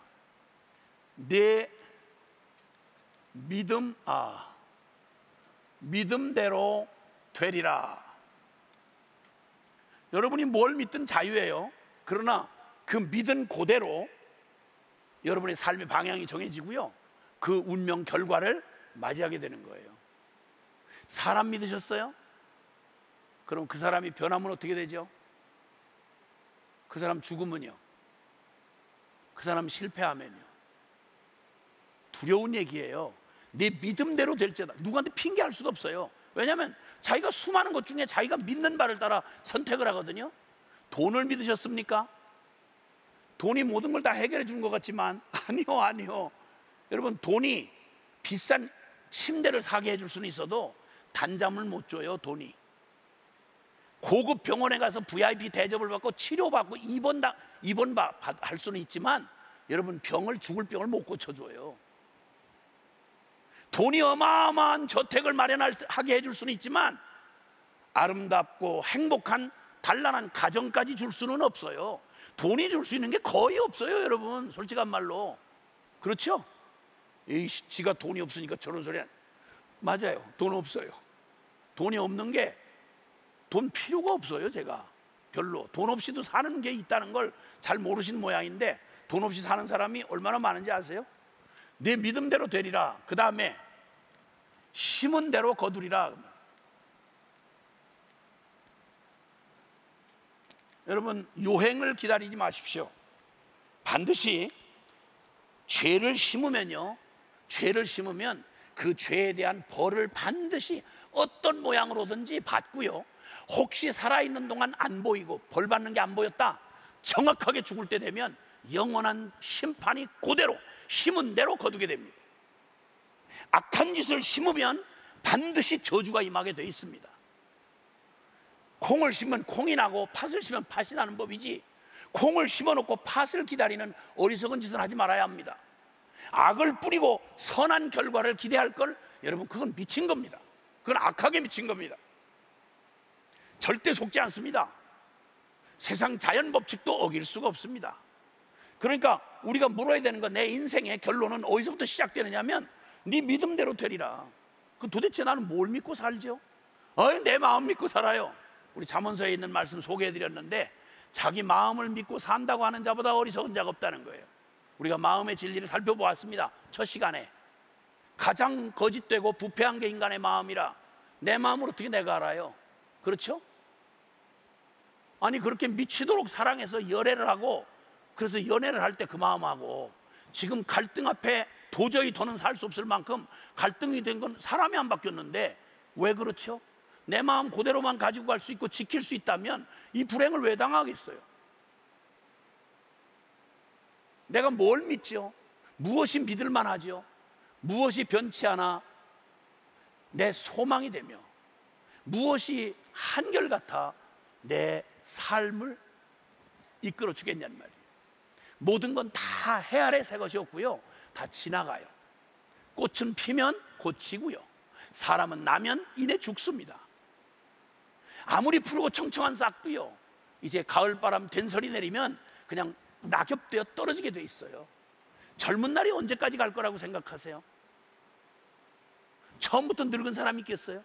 아니요, 순식간입니다. 여러분, 허망한 걸 믿으면 허망하게 끝나요. 없어질 걸 믿으면, 사라질 걸 믿으면 사라져 버려요. 더러운 걸 믿으면 더러워져요. 그럼 믿은 대로 심을 거거든요. 믿은 대로 우리가 행동하고 산단 말입니다. 선택한단 말이에요. 그래서 인생은 복잡하지 않아요. 믿음 하나에 운명이 갈라지는 거예요. 누굴 믿을 거예요? 사람 믿을 거예요? 우리가 만들어 놓았던 픽션 소설 같은 신화를 믿을 거예요? 아니면 영원한 참 진리 되시는, 창조주 되시는 바로 하나님과 그분이 우리를 위해서 보내주신 예수 그리스도를 믿으실 거냐는 거예요. 영원히 이 말씀만큼은 가장 오래된 책이란 말을 왜 이렇게 할 수 있느냐 하면, 여러분, 이 책이 기록된 지가 수천 년이 됐는데 이 책에 있는 문장을 바꿔보려고 가진 악을 다 썼습니다. 무엇을 믿을 거냐? 내 심은 대로 거두리라 라고 말씀했어요. 그런데 하나님이 우리 예수 그리스도를 통해서 살아계신 하나님을 만나고 이제 영원한 진리의 말씀을 따라, 세상의 경험이나 통박이나 이론을 따라 살지 않고 내 생각대로 살지 않고 영원한 진리의 말씀을 따라, 그 말씀이 영원히 변하지 않는 걸 알고 그 진리 따라 살아가는 사람들, 그들에게 주님이 약속하신 게 바로 뭐냐면 지금 말씀드린 믿음과 소망과 사랑의 삶을 허락하셨습니다. 믿지 못할 걸 믿는 게 아니라 영원히 변치 않을 참 믿음의 근거, 바로 십자가 부활의 이 복음을 통해서 살아계신 하나님의 말씀을 따라 진리가 결론이 되어 살아가는 진리 따라 살아가는, 유행 따라 살아가지 아니하고 사람들의 이론 철학에 속아서 살아가지 아니하고 영원히 변하지 않는, 2000년 전이나 지금이나 동일하게 변하지 않는 이 영원한 진리의 말씀에 운명 걸고 아무리 미치도록 믿어서 달려가도 부끄러움 당하지 아니할 영원한 진리를 따라 살아가는 믿음을 우리가 가졌단 말입니다. 그러니까 여러분, 이 확고한 믿을 때가 분명히 있는 사람은요 쭈밋 되지 않습니다. 당당합니다. 여러분, 인생을 이렇게 당당하게 누구 앞에서도 부끄럽지 아니한, 온 세상 어디에도 내가 이 복음을 부끄러워하지 아니한다. 왜? 이 복음이야말로 인류 최후의 결론이고, 그리고 인간에게 주어진 최고의 복음이기 때문에 이 복음 받고 믿기만 하면 누구도 인생 살아보고 결정나는 게 아니라 믿음으로 결정나요. 그 복음을 부끄러움 당하지 아니할 복음을 믿고 살아가는 진리의 사람보다 더 당당할 수는 없습니다. 사람, 정치인은 색깔 따라서 언제든지 카멜레온처럼 옷을 바꿔 입죠. 뭐 별소리 다 하다가도 입장만 되고 돈 떨어지면 그냥 언제든지 뭐 입장 바꾸는 게 정치죠. 철학자들 누구도 자기가 지어놓은 철학의 집에 들어가 사는 사람이 아무도 없다고 누군가 철학자가 일가를 했습니다. 맞습니다. 그러니까 이 믿음을 따라서 이제는 내가 홀로 사는 고아의 삶이 아니라 영원히 변함없는 주님과 그분의 말씀을 믿는 믿음, 그리고 우리에게 영생의 참 소망, 영생과 천국을 주신 이 소망을 갖고 살기 때문에 이제 죽음의 의미가 달라졌습니다. 여러분, 절대 죽음의 의미가 달라졌습니다. 우리는 이제 죽고 끝나고 그 두려운 미래가 기다리고 있는 이런 불안한 죽음이 아니라 이 죽음이야말로 드디어 우리가 그렇게 바라던 겉사람은 후패하지만 우리의 영의 사람 속사람은 날로 새롭도다. 그래서 천국의 그 소망을 가지고 날마다 천국 갈 그날을 설레는 소풍 가는 날처럼, 우리나라의 희대의 살인마였던 김대두라는 사람이 있었습니다. 이 사람이 마지막 형무소에서, 그 악질범이 형무소에서 마지막 예수님을 만났습니다. 그리고 그는 그 짧은 인생에 남은 기간 동안 정말 천국의 소망으로 가득 찬 삶을 살았습니다. 그 사람을 옆에서 지켜봤던 그 형무소에 있는 목사님이 그의 마지막 운명까지를 지켜보고 글에 적어서 소개한 내용이 있었습니다. 그가 그렇게 얼마나 흉악범인지 안에서도 자살할까봐 손목에다가 이거 수갑을 안 풀어줘요, 감옥에서조차. 근데 그 어려운 수갑을, 움직임을 따라 조여드는 그 수갑을 가지고 그거 언제 죽을지 집행될지 모르는데 틈만 나면 자기 몸을 깨끗이 씻더라는 거예요. 그리고 어렵게, 야 너 왜 그러냐, 보기가 참 민망하다. 그랬더니 그가 하는 말이, 저는 평생 무서운 돌이킬 수 없는 죄를 지어서 참 이렇게 정말 하나님 앞에 무엇 하나 남을 위해서 좋은 일 해볼 기회가 없이 사형 집행을 기다리고 있는 불쌍한 죄수인데 예수님의 은혜를 입어서 구원받아 천국에 가야 되는 이 소망을 갖고 났는데 주님 앞에 해드릴 게 아무것도 없다는 게 너무 마음이 아픕니다. 제가 할 수 있는 게 다른 게 없고, 비록 육체지만 내 마음을 씻듯이 나를 그 핏값으로 구원해 주신 사랑하는 주님 앞에, 그래서 냄새나는 육신덩어리 이거 말고 좀 늘 준비돼서 언제 몇 번 나와 그러면 이제 집행이 되니까 그때 주님 맞이하는 그날에 깨끗이 씻고 단장한 모습으로 우리 사랑하는 주님 만나고 싶다고. 마지막 사형 집행되는 날 둘러선 사람들에게 다 일일이 전도를 하고, 저를 동정하지 마세요, 저같이 이렇게 불쌍한 죄수가 되라는 말은 아니지만 여러분이 다 나와 같이 되기를 바랍니다. 나는 꼭 지금 초등학교 처음 소풍 갈 때, 소풍 가기 전날처럼 그렇게 마음이 설렙니다. 나 이 불쌍하고 저주받았던 내 운명을 끝을 내고 이제는 이 낡은 옷 벗고 영원히 이젠 죽음도 두렵하고 죄책감 없고 영원한 사랑의 천국에서 주님 만날 그 소망으로 저는 꼭 소풍날 바로 전날 밤에 어린아이 설레는 어린아이 같은 마음처럼 전 지금 설렙니다.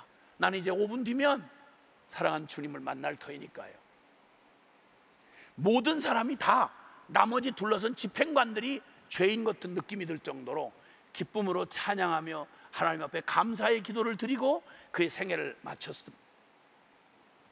천국의 소망을 가진 사람들, 많은 이들의 임종을 보았고요. 저 역시 지금도 이제 주님 앞에 갈 날이 가까운 저로서는 정말 제가 만난 예수님, 그동안에 베풀어 주신 사랑도 감격하지만 저의 가장 예수님 만나고 가장 큰 소원은 다시는 눈물도 없고, 다시는 고통도 없고, 다시는 이별도 없고, 다시는 두려움도 없는, 다시는 외로움도, 다시는 배신도, 다시는 어둠도 없는 바로 그 영원한 하늘나라, 주님께서 예비해 놓으신 진짜 우리의 삶. 엄마 뱃속에 있는 태아는 우리 100년 지금 이 땅에 사는 우리의 삶을 상상 못하죠. 그게 다인 줄 알았죠. 양수 속에 살다가 엄마 뱃속에서 떨어져 나오는 날, 탯줄이 딱 끊어지는 날, 생명줄이 끊어지는 날, 태중 삶은 죽는 거지만 100년 인생이 기다리고 있듯이 이 인생 끝나는 날, 우리 숨 호흡이 걷어지는 날, 이제는 호흡으로 사는 자가 아니라 영으로 변화된 부활의 생명을 가지고 영원한 영생 천국을 누리게 되는 이 소망을 가졌으니, 지금 말로 하면 지금 우리 나그네 삶을 산다 이 말입니다. 순례자의 길을 가는 거다 이 말입니다. 여행하는 사람은요, 이 지금 일어나는 일에 연연하지 않아요. 왜? 자기 돌아갈 집이 있기 때문에. 네, 임시집에 살아요. 그리고 얼마든지 여기서 내가 살아야 할 이유를 아는 사람이에요. 이 소망을 가진 사람, 믿음과 소망을 갖죠. 예수님 안에 주어진 삶은요, 믿음이, 이 확고한 믿음이 있는 삶이고요. 그리고 이 소망으로 기쁨에 넘쳐서 이 소망을 바라보며 소망 가운데 즐거워하는 이런 삶이고요. 그 다음에 또 하나가 사랑의 삶입니다. 전에는 오직 하나님에게서 끊겨지고 나니까 꼭 포도나무 가지가 잘라진 가지처럼 늘 뭘 해도 목말라요. 채워지질 않아요. 이 불쌍하고 가련한 인생 어디서 혹시 만족을 얻을까? 별하별. 그래서 주님이 요한복음 4장 13절에 그런 말씀합니다. 이 물을 먹는 자마다, 즉 인생이 하나님 없이 내 힘으로 살아보려고 애를 쓰는 어떤 노력도 이 물을 먹는 자마다 다시 목마르려니와, 돈도 다시 나를 해결해 줄 수 없고, 사랑도 해결해 줄 수 없고, 정욕도 해결해 줄 수 없고, 수많은 인생이 육체를 가지고 하나님 없이 애쓰던 모든 노력이 다 목마름만, 지독한 죽을 것 같은 목마름만 남겨주었는데, 이 물을 먹는 자마다 다시 목마르니와 내가 주는 물을 먹는 자는 영원히 목마르지 아니하리라. 이런 복이 여러분 안에 있기를 바랍니다. 그래서 이 나를 믿는 자는 배에서부터 솟아나는 생수의 강이 흘러 넘치리라고 말씀하신 주님의 약속이 믿는 모든 이에게 허락된 권리입니다. 그래서 그 예수님을 믿고 나면 이제는 내가 나를 사랑하신 그리스도의 십자가의 사랑 안에 감격하고 나면 이제는 사람에게 사랑을 구걸하지 않습니다.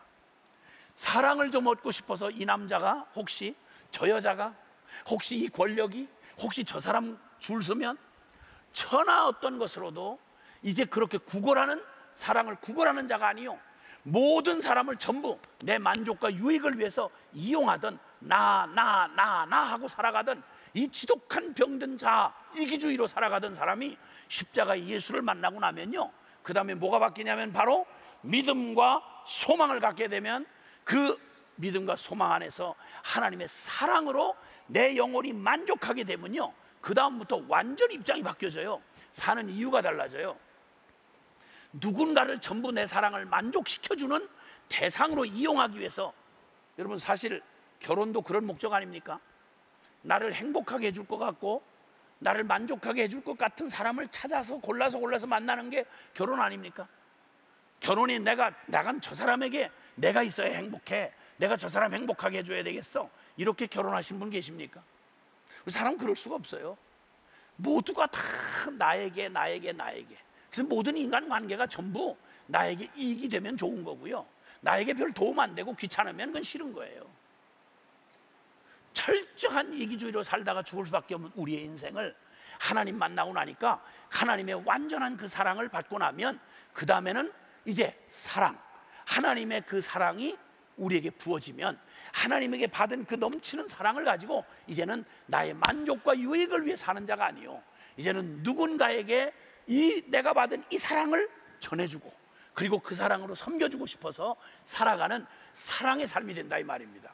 그래서 주님은 이렇게 믿음 안에서 하나님이 약속한 우리의 새 삶은, 그리스도인의 삶은 믿음, 소망, 사랑, 이 세 가지가 항상 있을 것인데, 늘 우리의 건강한 몸이 심장이 건강하게 뛰어야 되고요, 폐부 호흡이 건강해야 돼요. 그래서 늘 이거 맥박제고 혈압제잖아요, 병원부터 가면.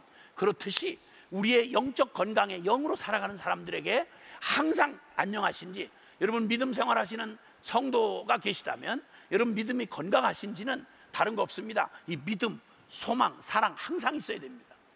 어딘가에 뭐가 결함이 생기면요, 그 이상한 모습이 생겨요. 얼굴 색깔이 달라지고요, 하는 행동이 이상해지고요, 그리고 비척거려요. 영적인 활력이 없어요. 은혜를 못 받아요. 반드시 어딘가에 문제가 있는 거예요. 믿음의 문제가 있든지, 소망을 잃어버렸든지, 아니면 사랑의 문제가 있든지. 건강은 항상 이 세 가지가 함께 있을 때 영적으로 건강한 거예요. 이게 바로 그리스도 예수 안에서 우리에게 허락되어 주신, 충분히 이 복음을 믿는 사람에게는 날마다 이 기쁨이, 이 사랑이 우리 안에 있게 마련이에요. 그래서 베드로전서 1장 8절 9절에 보면, 베드로전서 1장 8절 9절에 보면 너희가 예수를 보지 못하였으나 사랑하는도다. 이제도 보지 못하나 믿고 말할 수 없는 영광스러운 즐거움으로 기뻐하니 믿음의 결국 곧 영혼의 구원을 받음이라. 사람에게 가장 궁극적인 에너지가 사랑입니다. 사람은 자기가 사랑하는 대상을 위해서는요, 무슨 일을 해도 피곤하거나 지치거나 아깝거나 곤비하거나 이런 거 없습니다. 사랑해서 하는 일은 절대 지치지도 않고 마르지도 않고 피곤하지도 않습니다. 그렇죠? 내가 좋아서 하는 일, 내가 좋아하는 물건이든지 인격이든지 간에, 내가 좋아하는 사람을 위해서, 내가 좋아하는 어떤 목적을 위해서 무언가 내가 자발적으로 이렇게 일을 할 때는요, 절대 지치지 않아요. 근데 어려운 건요, 내가 원치 않을 때, 내가 싫은 사람에게, 내가 지긋지긋하게 싫어하는 곳에 이거 하라고 그러면요, 이 병 하나 드는 거 지구 드는 것만큼 어려워요. 내가 하기 싫어하는 것처럼 고달픈 게 없어요. 사람들이 제일 힘들어하고 어려워하는 건 지가 원하지 않는 일 강제로 시킬 때, 그 제일 힘들어해요. 근데 사랑을 하면, 그 다음에는 사랑, 피곤해서 연애 못하는 거 여러분 뭐 들어보셨어요? 아, 오빠 사랑해. 아, 어제도 밤 1시까지 데이트했잖아. 아, 오늘 또 만나? 아, 사랑 안 되니까 너무 힘들어서 못하겠어. 나 진짜 지쳤어. 여러분, 이건 사랑한다는 말이 아니에요. 그거는 딴 놈 생겼다는 말이에요. 그거는 사랑은 절대 피곤하고 지쳐서 못한다, 이런 새빨간 거짓말이 없어요. 돈을 사랑하면요, 죽어도 괜찮아요. 죽어도. 돈에 미친 사람은 밤낮 자기 건강 다, 가족 뭐 상관없어요. 돈을 위해서 하는 건 밤을 새도 괜찮고요. 여러분, 연봉 만약에 5억 준다 그러면, 아마 모르면 몰라도 보통 사람이 연봉 5억 정도 받으면, 그러면 아마 죽을 둥 살 둥 모를 거요. 못할 일이 없더라고요. 아니, 연봉 말고 월급을 한 5억 준다 그러면 못할 짓이 없더라고요. 사람에게 가장 영원한 에너지, 그게 바로 사랑의 에너지입니다. 하나님이 약속한 바로 우리의 새로운 삶은 믿음과 소망과 사랑이 항상 있는 삶. 그래서 지치거나 피곤하거나 그 짜증나거나 이런 게 아니라, 물론 그런 감정적인 공격은 많이 있을 수 있지만, 그러나 이 믿음 안에 온전한 믿음에서 믿음으로 살아가는 사람에게는 이 은혜 위에 은혜가 주어져서 이 놀라운 사랑의 힘을 얻어서 나만 행복한 게 아니라 다른 사람도 행복하게 해주는 사람으로 살아갈 수 있다, 이 말입니다. 그리고 주님은 또 승리하는 삶을 약속해 주셨습니다. 평안의 삶을 약속해 주셨습니다. 열매 맺는 삶을 약속해 주셨습니다. 그리고 일평생, 한 가지만 더, 그 많은 약속을 다 보여드리고 싶지만 시간이 없어요. 하나 더 말씀드리고 싶은 건 은혜의 삶을 약속해 주셨는데요, 모든 은혜, 여러분 평생 살아가는 날 동안 우리에게 필요한 게 있다면, 우리의 힘으로 안 되는 우리의 인생을 하나님이 값없는 은혜로, 진짜 어느 것 하나 하나님의 은혜가 떠나면 우리는 살 수가 없어요. 그래서 주님이 그 모든 약속을 해주신 중에 이 약속 하나 더 들려드리고 싶어요. 베드로전서 5장 10절 말씀입니다. 베드로전서 5장 10절 좀 띄우실 수 있으면, 베드로전서 5장 10절 말씀을 여러분에게 소개해드리고 싶습니다. 베드로전서 5장 10절입니다. 찾으셨으면은 같이 함께 우리 좋습니다. 자, 시작. 다 같이 소리를 내서 한번 읽어주시면 그 도움이 됩니다. 굉장히 축복이 돼요. 베드로전서 5장 10절입니다. 시작. 모든 은혜의 하나님 곧 그리스도 안에서 너희를 부르사 자기의 영원한 영광에 들어가게 하신 이가 잠깐 고난을 당한 너희를 친히 온전하게 하시며 굳건하게 하시며 강하게 하시며 털을 견고하게 하시리라. 아멘. 모든 은혜의 하나님, 하나님이 그 아들 그리스도 안에서 이 구원자 되시는 하나님의 아들 예수 그리스도를 우리에게 통째로 내어주셔서 그 십자가 그 복음으로 우리를 구원해 주신, 너희를 부르신 그 하나님이 자기의 하나님의 그 영원한 영광에 들어가게 하신 그 하나님께서 잠깐 고난을 당한 너희를, 예수 믿고 우리가 BC와 AD가 바뀌듯이 우리가 믿음의 삶, 그리스도의 삶으로 바뀌어도요, 뭐가 바뀌었나? 우리 예수님 믿고 거듭난 사람들이 옛날에 그 딸이 그 딸이고 그 엄마가 그 엄마고 그 아빠가 그 아빠고 그래요. 그 친구 그 친구고 다른 게 없는 것 같아요. 근데 한번 자세히 한번 유념해 보세요. 진짜 예수님 만난 사람, 그 사람은요, 말한 것지만, 야, 저 친구는 저 인생을 누가 뒷바람을 불어주는 게 있는 것 같아. 저 정말 누가 저 도와주는 인생이야? 라고 하지 않을 수가 없도록 모든 은혜, 모든 것이 합력하여서, 그 성경의 또 다른 부분에는 로마서 8장 28절에는 하나님을 사랑하는 자, 곧 그 뜻대로 부르심을 입은 자들에게는 모든 것이 합력하여 선을 이루느니라. 그러니까 그가 당한 모든, 똑같이 당해요. 예수 믿고도요, 질병 걸리고 어려운 사고도 당하고요, 배신도 당하고 어려움이 있어. 왜냐하면 세상 속에 사니까요. 내가 원튼 원치 않든 모든 일을 다 같이, 예수 믿는다고, 예수 믿는 사람 농부 여기 논에는 비가 오는데 그 안 믿고 그냥 악착같이 하나님 욕하는 사람 옆에는 비가 안 오고, 그런 쫀쫀한 하나님이 아니에요. 하나님은 악인과 의인에게 고루 햇빛과 비를 주신 하나님이라고 성경 말씀해요. 우리도 당장 예수 지금 잘 믿는 분이 계시다고 해도 여러분 깨닫지 못했을 때는 여러분도 여전히 믿지 않는 악심 품고 있었잖아요. 하나님이 그 모든 순간에 모든 은혜로, 받을 자격이 없는 자에게 거저 베풀어 주시는 그 은혜로, 아비가 자식을 불쌍히 여김처럼 애들이 자라면서 그 수많은 과정을 겪고 반항기를 지나고 부모 은혜 모르고 형편없이 탕자처럼 그렇게 난리를 치고 개판을 벌여도 애비의 마음은 변한 적이 없어요. 하나님의 영원한 사랑이 모든 은혜가 되어 예수 그리스도 안에, 복음 안에 믿음으로 들어온 새 삶을 사는 저와 여러분에게 뭘 약속하시냐면, 지금 우리가 말한 대로 잠깐 고난을 당한, 이 세상에 살며 육신을 입고 잠깐 이 땅에 살아가는 날 동안에 남이 사는 같은 방향으로 쭉 가다가요, 갑자기 어느 날 예수 믿고, 나 그렇게 못해요. 술 못하겠어요. 사기 못 치겠어요. 다 하는 거 관행 못하겠어요. 하나님이 보고 계세요. 그리고 만약에 많은 사람과 같이 떠밀려 가다가 방향을 딱 바꾸면요, 그때부터 자연스러웠던 일이 전부 거슬려요. 물살을 거슬러 올라가려면 물살을 따라 떠내려가는 데는 큰 통나무도 별로 저항 없이 떠내려갈 수 있는데요, 물살을 거슬러서 위로 올라가려면 송사리 같은 작은 한 마리도 이 물살과 계속 싸워야 되는 거예요. 예수 믿고 살아가고 진리의 길을 가는 길을 좁은 길이라 그래요. 십자가의 길이라 그래요. 왜냐하면 그게 바로 세상과 어울려서 같이 떠밀려 멸망으로 갈 수가 없으니까요. 그 길을 걸어갈 때 우리 힘으로 갈 수 있느냐? 한 걸음도 못 가요. 그래서 믿음의 삶은 처음부터 끝까지 내 힘이 아니라 오직 하나님의 은혜를, 하나님이 우리에게 주신 은혜를 믿음으로 우리가 말씀과 기도로 순종해 갈 때, 나는 내 힘으로는 못해요. 그러나 주님이 도와주시면 갈 수 있어요.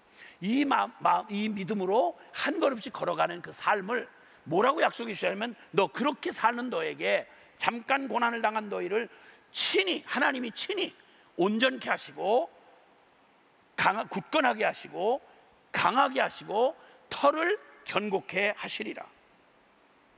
하나님이 처음부터 끝까지 완전한 보혜사, 보증이 되셔서 너희와 함께 동행해 주겠다 이 말입니다. 함께 가주겠다 이 말이에요. 그래서 예수님의 이름이 임마누엘입니다. 예수님을 믿고 이 땅에 살아가는 날 동안 주님이 마지막 유언처럼 남겨주신 마태복음 28장 20절의 약속이 뭐냐면요, 모든 그리스도인과 교회에 주신 약속이 뭐냐면, 볼지어다 세상 끝날까지 내가 너와 항상 함께 있으리라. 내가 세상 끝날까지 너와 항상 함께 있으리라. 성공할 때만 아니라 실패할 때도, 주목받을 때만 아니라 잊혀졌을 때에도, 건강할 때뿐만 아니라 병들었을 때에도 내가 너와 함께 하리라. 그래서 주님은 그 유명한 산상수훈에서 마태복음 5장에 6장에 이런 말씀을 하세요. 너희 무엇을 먹을까, 무엇을 마실까, 무엇을 입을까 걱정하지 말아라. 너희 고아가 아니지 않냐? 너희는 살아계신 하나님을 만났지 않느냐? 하나님이 너희 아버지시잖아. 그러니까 이제 전에 고아처럼 그저 눈만 뜨면 나 오늘 어디 가서 얻어먹지? 나 어디 가서 자지? 나 누가 날 책임져 주지? 날마다 불안한 게 보호자가 없는 고아예요. 눈만 뜨면 오늘 하루 뭘 먹을까, 뭘 마실까, 뭘 입을까 걱정이에요. 병들면 어떡하나? 여러분, 이게 얼마나 불안하고 초조합니까? 주님이 말씀하기를 너희 이전에 영적 고아였을 때는 내 힘과 내가 악을 써서 살아가던 그 불안하던 삶을 살 때는 너희가 그렇게 살았지만 다시는 걱정하지 말아라. 공중나는 새를 보라. 농사 짓지 않고 곡식 모아 창고에 들이지 않아도 하늘 아버지가 먹이시고, 들의 백합화를 봐라. 잠깐 있다가 베어서 아궁에 던져지는 저 들풀 하나도 솔로몬의 모든 영광으로 입은 옷보다 더 아름답게 옷을 입히시지 않느냐? 공중의 새도 먹이시고 들의 백합화도 입히시는 하나님이 하물며 예수 핏값 주고 죄인에서 의인으로, 고아에서 아들로, 영원한 지옥의 형벌받을 원수에서 하나님의 거룩한, 하나님의 그 영원한 하늘 주인공으로 바꿔준 너희일까 보냐? 그러므로 아무것도 염려하지 말고 오직 너희는 먼저 그의 나라와 그의 의를 구하라. 그 말은 너 지금 이 땅에 그냥 간신히 썬캡슨 꿩처럼 사료나 먹다가 살찌워가지고 그렇게 죽기 위해 존재하는 자가 아니야. 너는 하나님의 아름다운 형상으로 지음받았어. 그리고 너는 이 땅에 보내준 사명이 있어. 사랑하는 우리 형제자매 여러분, 여러분 이 땅에 보내시는 하나님을 이제 만나고 나면요, 내 인생을 향한 하나님의 놀라운 계획이 있습니다. 그냥 날짜 채우다 오라고 한 게 아니에요. 내가 이 땅에 살아가는 나의 존재의 이유가 있고 목적이 있단 말입니다. 먼저 그의 나라와 그의 의를 구하라. 원래 타락하기 전 첫사람 아담과 하와에게는 하나님께서 놀라운 약속을 주셨죠. 하나님과 영원한 사랑의 교제를 하는 존재고요, 형상으로 지음받았고, 그 다음에 온 세상, 하나님이 창조한 이 세상 모든 만물을 하나님의 뜻대로, 하나님의 그 사랑대로 다스리고 정복하고 가꾸고 섬기고, 하나님이 얼마나 선하고 아름다우신 분인지를 모든 만물이 하나님을 찬양하도록 그렇게 이 세상을 통치하고 다스리는 사명을 받은 겁니다. 근데 범죄하고 저 하나 사는 일도 버거워서 죄에 끌려다니던 노예였던 우리는 꿈도 못 꾸고 그냥 생존을 위해서 생존 투쟁을 하고 살았던 게 우리의 불쌍한 우리의 삶이었습니다. 잃어버린 우리의 삶이었어요. 근데 주님 앞에 이 새 생명을 얻고 내가 원래 잃어버렸던 하나님의 형상을 그리스도 안에서 다시 되찾고 나면 우리에게 주어진 사명이 있는 거예요. 여러분 한 분이, 여러분 한 분 안에, 여러분 씨앗 하나 속에 말입니다, 씨앗 알갱이 하나 속에, 보이지도 않는 이 씨앗 속에 하나님의 나라는 마치 밭에 심기운 겨자씨 하나과 같다. 씨 중에 제일 작은 씨가 겨자씨인데 이 겨자씨가 눈에 보이질 않아요. 근데 그 속에 가장 빨리 자라서 나무가 되는 겨자나무가 수도 없이 상황과 조건만 허락해 주면 이 세상을 가득 채우고도 남을 그 수많은 겨자나무와 겨자 열매가 이 씨알갱이 하나 속에 들어있듯이, 하나님은 첫사람 아담 한 사람을 창조하셨고 그 아담의 갈비뼈를 취해서 하와를 지으셨어요. 그 한 사람 안에 우리가 아는 한 역사에 존재한 모든 영웅, 호걸, 열사들, 현존하는 인구만 75억이 넘는 이 수많은 영혼들 한 사람 한 사람, 인류에 존재했던 어떤 인간도 아담 다 허리 안에 있었습니다. 그 말을 다시 말하면 오늘 여기 앉아있는 저와 여러분이 아무런 존재감이 없이 나 하나 근근히 하나 존재하다가 없어지는 나를, 내가 없어진들 지구가 멈추겠어요? 내가 뭘 하겠어요? 예, 아무것도 할 수 없어요, 하나님 떠나서는. 그러나 예수 그리스도 복음을 만나서 우리가 주님 안에 하고 하면 나 하나에, 하나님이 나 하나에 행복을 주시는 정도가 아니고요, 나의 존재를 다시 회복시킬 뿐만 아니라 나의 사명을 회복시켜 주십니다. 내 사명을 회복시켜 주시는데, 그리스도 안에서 거듭난 사람들에게는요, 주님이 마지막 교회와 구원받은 하나님의 백성들에게 감당 못할 약속을 해주세요. 이걸 교회가 말하는 대위임령, 가장 위대한 최고 상위 명령이 있어요. 이게 바로 거듭난 사람들에게 주신 하나님의 명령입니다. 사명입니다. 그게 마태복음 28장 18절로 20절에 있는 말씀인데요, 예수님의 이 땅의 지상 사역을 부활하신 후에 유언처럼 남기시고 간 말씀입니다. 그 말씀에 이렇게 말씀했어요. 하늘과 땅의 모든 권세를, 예수께서 나와 일러 가라사대 하늘과 땅의 모든 권세를 내게 주셨으니, 아버지께서 내게 주셨으니 이제 그 하늘과 땅의 모든 권세를 가진 내가 너희에게 명하는데, 너희는 가라, go, 온 세계의 모든 족속을 향해 나아가라.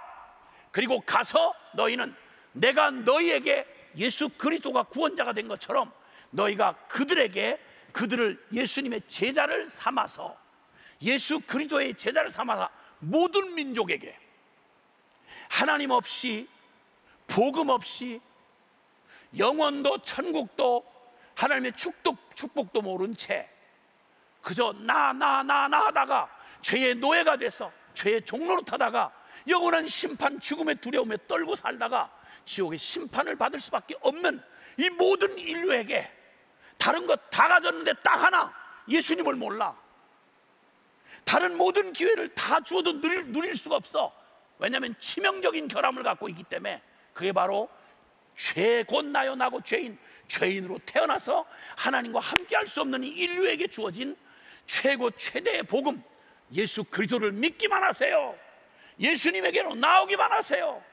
예수님을 믿는다는 말은 그와 함께 죽고 이제 그와 함께 다시 살아서 이전의 나의 삶이 아니라 썬캡 벗어 던지고 우리가 원래 지음받았던 하나님의 형상으로, 예수 그리스도의 생명으로 예수님처럼 거룩하게 살고, 예수님처럼 진리로 살고, 예수님처럼 온 땅 모든 이웃들을 향해서 하나님을 사랑하고 내 이웃을 내 몸과 같이 사랑하라고 하신 그 위대하고 숭고한 그 놀라운 사명을 받고, 그리고 이제는 나 하면서 살아가던 불쌍한 영혼이 아니요, 이젠 도발할 것 없는 주님의 이 사랑에 감복해서 이제 이 사랑으로 나와 똑같이 그 방황하는 영혼들에게, 방황하는 죄인 영혼들에게 임마누엘의 행복의 복음을 그 사람들을 위해서 전하기 위해 우리 자신을 기꺼이 드리는 삶.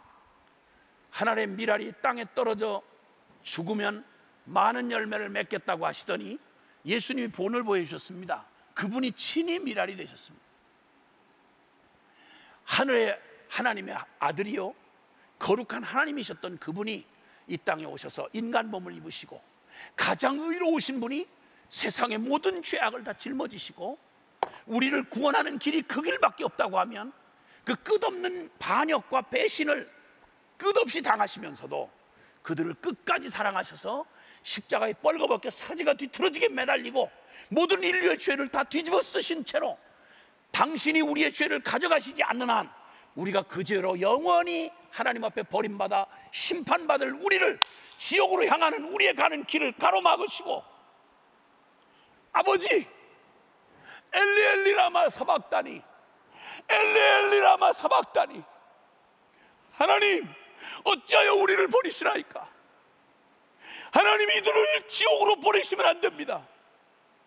하나님 앞에서 우리의 모든 운명을 가로막고 서셔서 우리가 받을 저주를 대신 받으시고 하늘아버지에게서 버림을 받으시고, 그리고 우리의 모든 저주를 당신에게서 끝을 내시고 지옥문을 닫아버리시고, 그리고 무덤에 장사 지낸 바 되었다가 사흘 만에 이제는 죄와 상관없는 하나님 앞에 떳떳하고 당당한 부활의 생명으로, 우리와 함께 연합된 생명으로 부활하신 아침, 모든 사망과 죄의 권세를 깨뜨려버리고 우리에게 닫힌 하늘문을 활짝 열어제치시고 구원을 베푸셨던 그 주님 말입니다.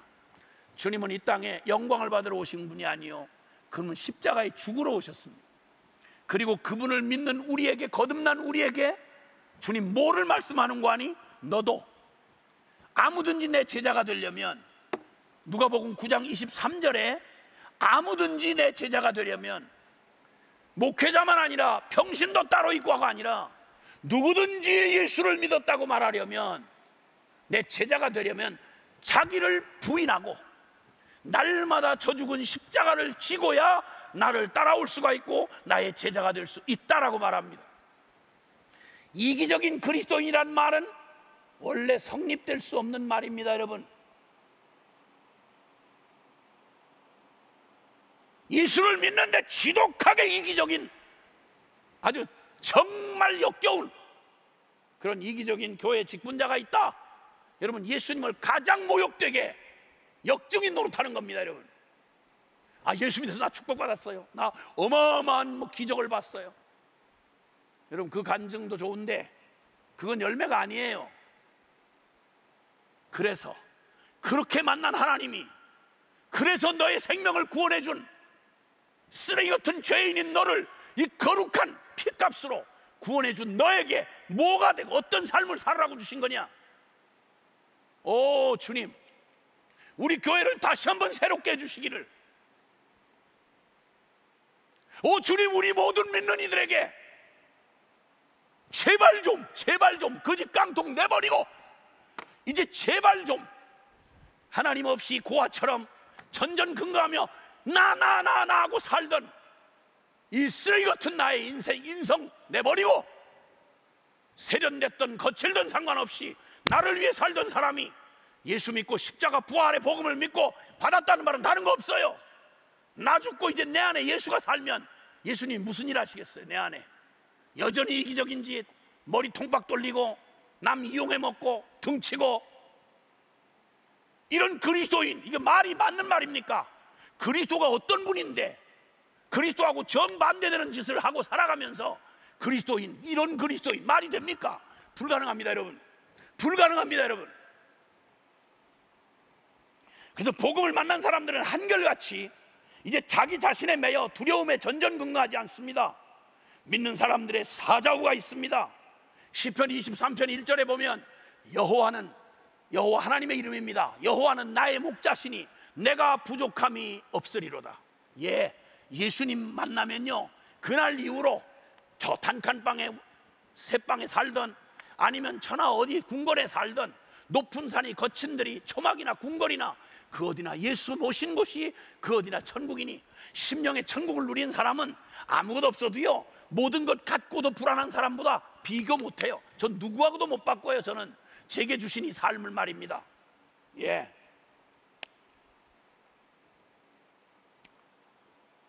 찰스 스터드라고 하는 사람이 100년 전 사람입니다. 오케이, 100년 전 사람인데 영국 사람입니다. 유명한 명문대학 캠브리지 7인이라고 알려져 있는 사람이 있는데 그 사람들 중에 한 사람이었어요. 그 사람이 영국 크리켓 주장 선수였습니다.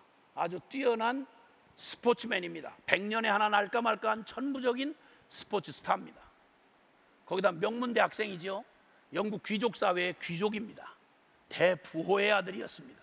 인간으로 보면 우리가 모두 다 얻고 싶은 걸 다 한꺼번에 가진 사람이었어요. 그러니까 오만망자하고 영국 사람 태어나면 그냥 명목상 그저 모태신앙 아닙니까? 성공의 신부 교인 아니겠어요? 전혀 예수님하고 상관없이 살았습니다. 그런데 그러던 어느 날 그 오만하기 짝이 없던 캠브리지 학생들을 상대로 미국의 초등학교도 제대로 못 나왔지만 하나님의 복음을 위해서 놀랍게 100년에 하나 날까 말까 만큼 수백만의 영혼을 구원한 D.L. 무디라고 하는 부흥사가 와서 무식하지만 그러나 복음을 무식한 그릇에 담아서 전했습니다. 이 잘난 척하는 캠브리지 학생들이 발을 구르고 깔깔거리고 웃으면서, 우와 저 미국 촌놈이, 우와 저 무식한 놈이, 문장도 안 맞고 단어도 어설프고, 우와 저 쌍스러운 얘기, 발을 막 굴러가면서 조롱을 하고 대놓고 강사를 완전히 세상 말로 하면 엿을 먹였습니다. 어떤 놈은 1시간 내에 그 무식한 무디가 잘못 사용한 단어 그리고 그 문장 구성, 이걸 20몇 가지를 가지고 와서 강사한테 와가지고 자 여기 보십시오, 당신 1시간 안에 이러이러한 실수를 저질렀습니다, 이러고 쫑코를 주었습니다. 근데 그 자리에서 7명의 케임브리지의 거의 스타급에 해당하는 이 시티 스터드와 함께한 7명이 완전히 충격으로 뒤집어졌습니다. 그리고 그들이 그 당시에 한꺼번에 그 모든 보장된 미래를 다 내려놓고, 그들의 보장된 미래를 내려놓고, 그리고는 7명이 한꺼번에 중국 선교사로, 그 당시 중국이면 세계에서 영국 사람이 볼 때 그건 뭐 사람 사는 데도 아니었어요. 거기를 선교사로 다 헌신해서 갔습니다. 그의 마지막을 아프리카에서 죽었을 때 그의 극단적인 헌신, 잘 이해가 안 되는 그에게 너무 극단적, 워낙 유명했기 때문에 일간 신문 기자들도 늘 관심을 보였습니다. 그리고 조롱하듯이 물었습니다. 당신 너무 이게 지나친 거 아니냐고, 뭐 믿는 건 좋은데 다 뭐 크리스찬이라고 하고 다 그렇게 사는데 다 일반적으로 사는 것도 사는 거 아닙니까? 이렇게 조롱하듯이 물었을 때 기자에게 대답한 그의 신앙의 고백이 지금 웩이라고 하는 선교단체, 100년 된 선교단체인데 전 세계에서 큰 단체 중에 하나입니다. 그 단체가 그분에 의해서 시작이 됐는데 그 단체의 모토입니다. 지금도 그가 남긴 말이 이런 말입니다. 만약 예수 그리스도가 우리를 위해서, 만약 예수 그리스도가 정령 살아계신 하나님이고 그가 우리를 위해 죽으신 게 사실이라면 우리가 그를 위하여 드리는 어떠한 희생도 결코 크다고 할 수 없습니다.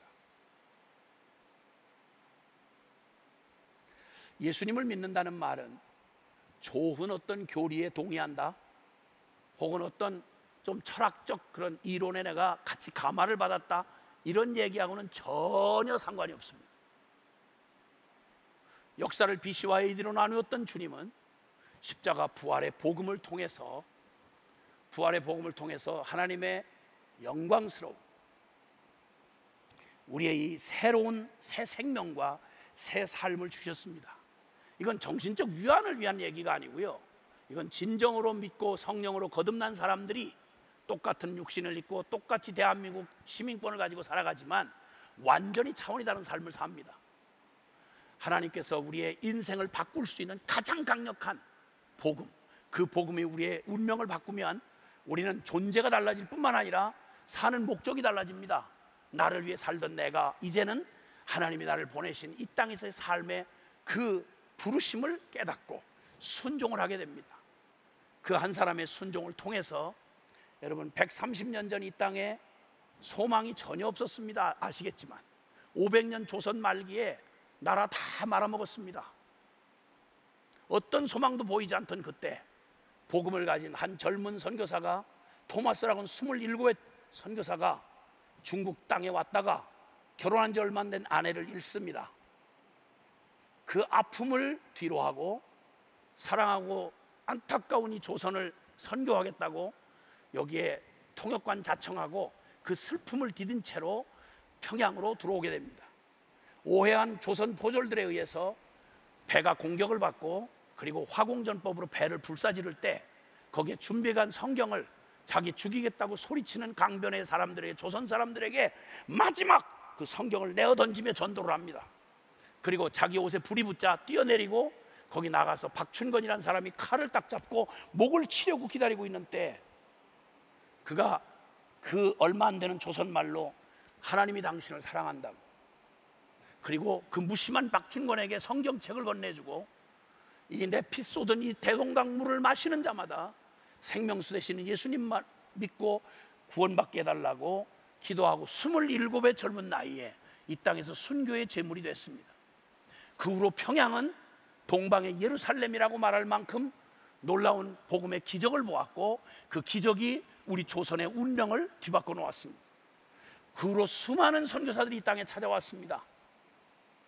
학생 자원운동을 통해서 미국의 명문대학을 포함한 수많은 대학의 젊은이들이 우리가 순종만 한다면 이 땅의 수많은 영혼들에게 복음을 전해서 이 세대의 복음화를 이룰 수 있다, 이 한마디에 다 사인을 하고 약 20만 명의 사람들이 헌신을 했고요, 그 중에 2만 명이 넘는 사람이 실제 선교사가 되어 나갔고요, 우리나라에 찾아온 그 젊은 연세대를 세웠던 언더우드와 그리고 아펜젤러 그리고 수많은 선교사들이 이 땅에 와서 우리의 개화기를 문을 열어주고 우리가 오늘 우리가 누리는 모든 이 특혜를 그리고 복음의 축복을 누리게 해 주었습니다. 한 사람의 씨앗이 되어 심기우면 많은 열매를 맺는다고 하신 주님, 내 한몫 죄를 뿜어내고 살다가 죽을 내 운명을 예수 핏값으로 바꾸고 우리의 운명을 바꾸시는 하나님의 이 거룩한 초청, 이 복음 앞에 이게 바로 그리스도인의 삶입니다. 주님 앞에 이 삶을 순종하고 나아갈 때 말씀과 기도로 그리고 이웃사랑으로 주님 앞에 우리 자신을 드리면 주님이 그분의 영광으로 우리의 삶을 사용해 주실 것입니다. 기도하겠습니다.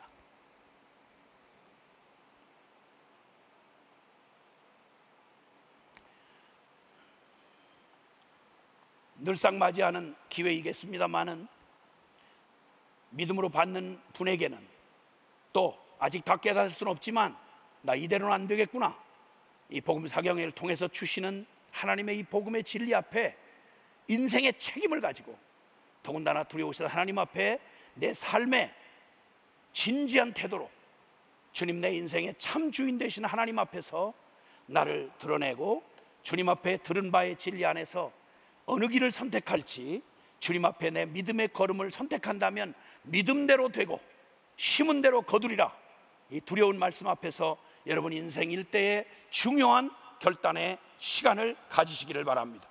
주님 말씀 안에서 가지시기를 바랍니다. 제가 기도합니다. 사랑하는 주님, 감사합니다.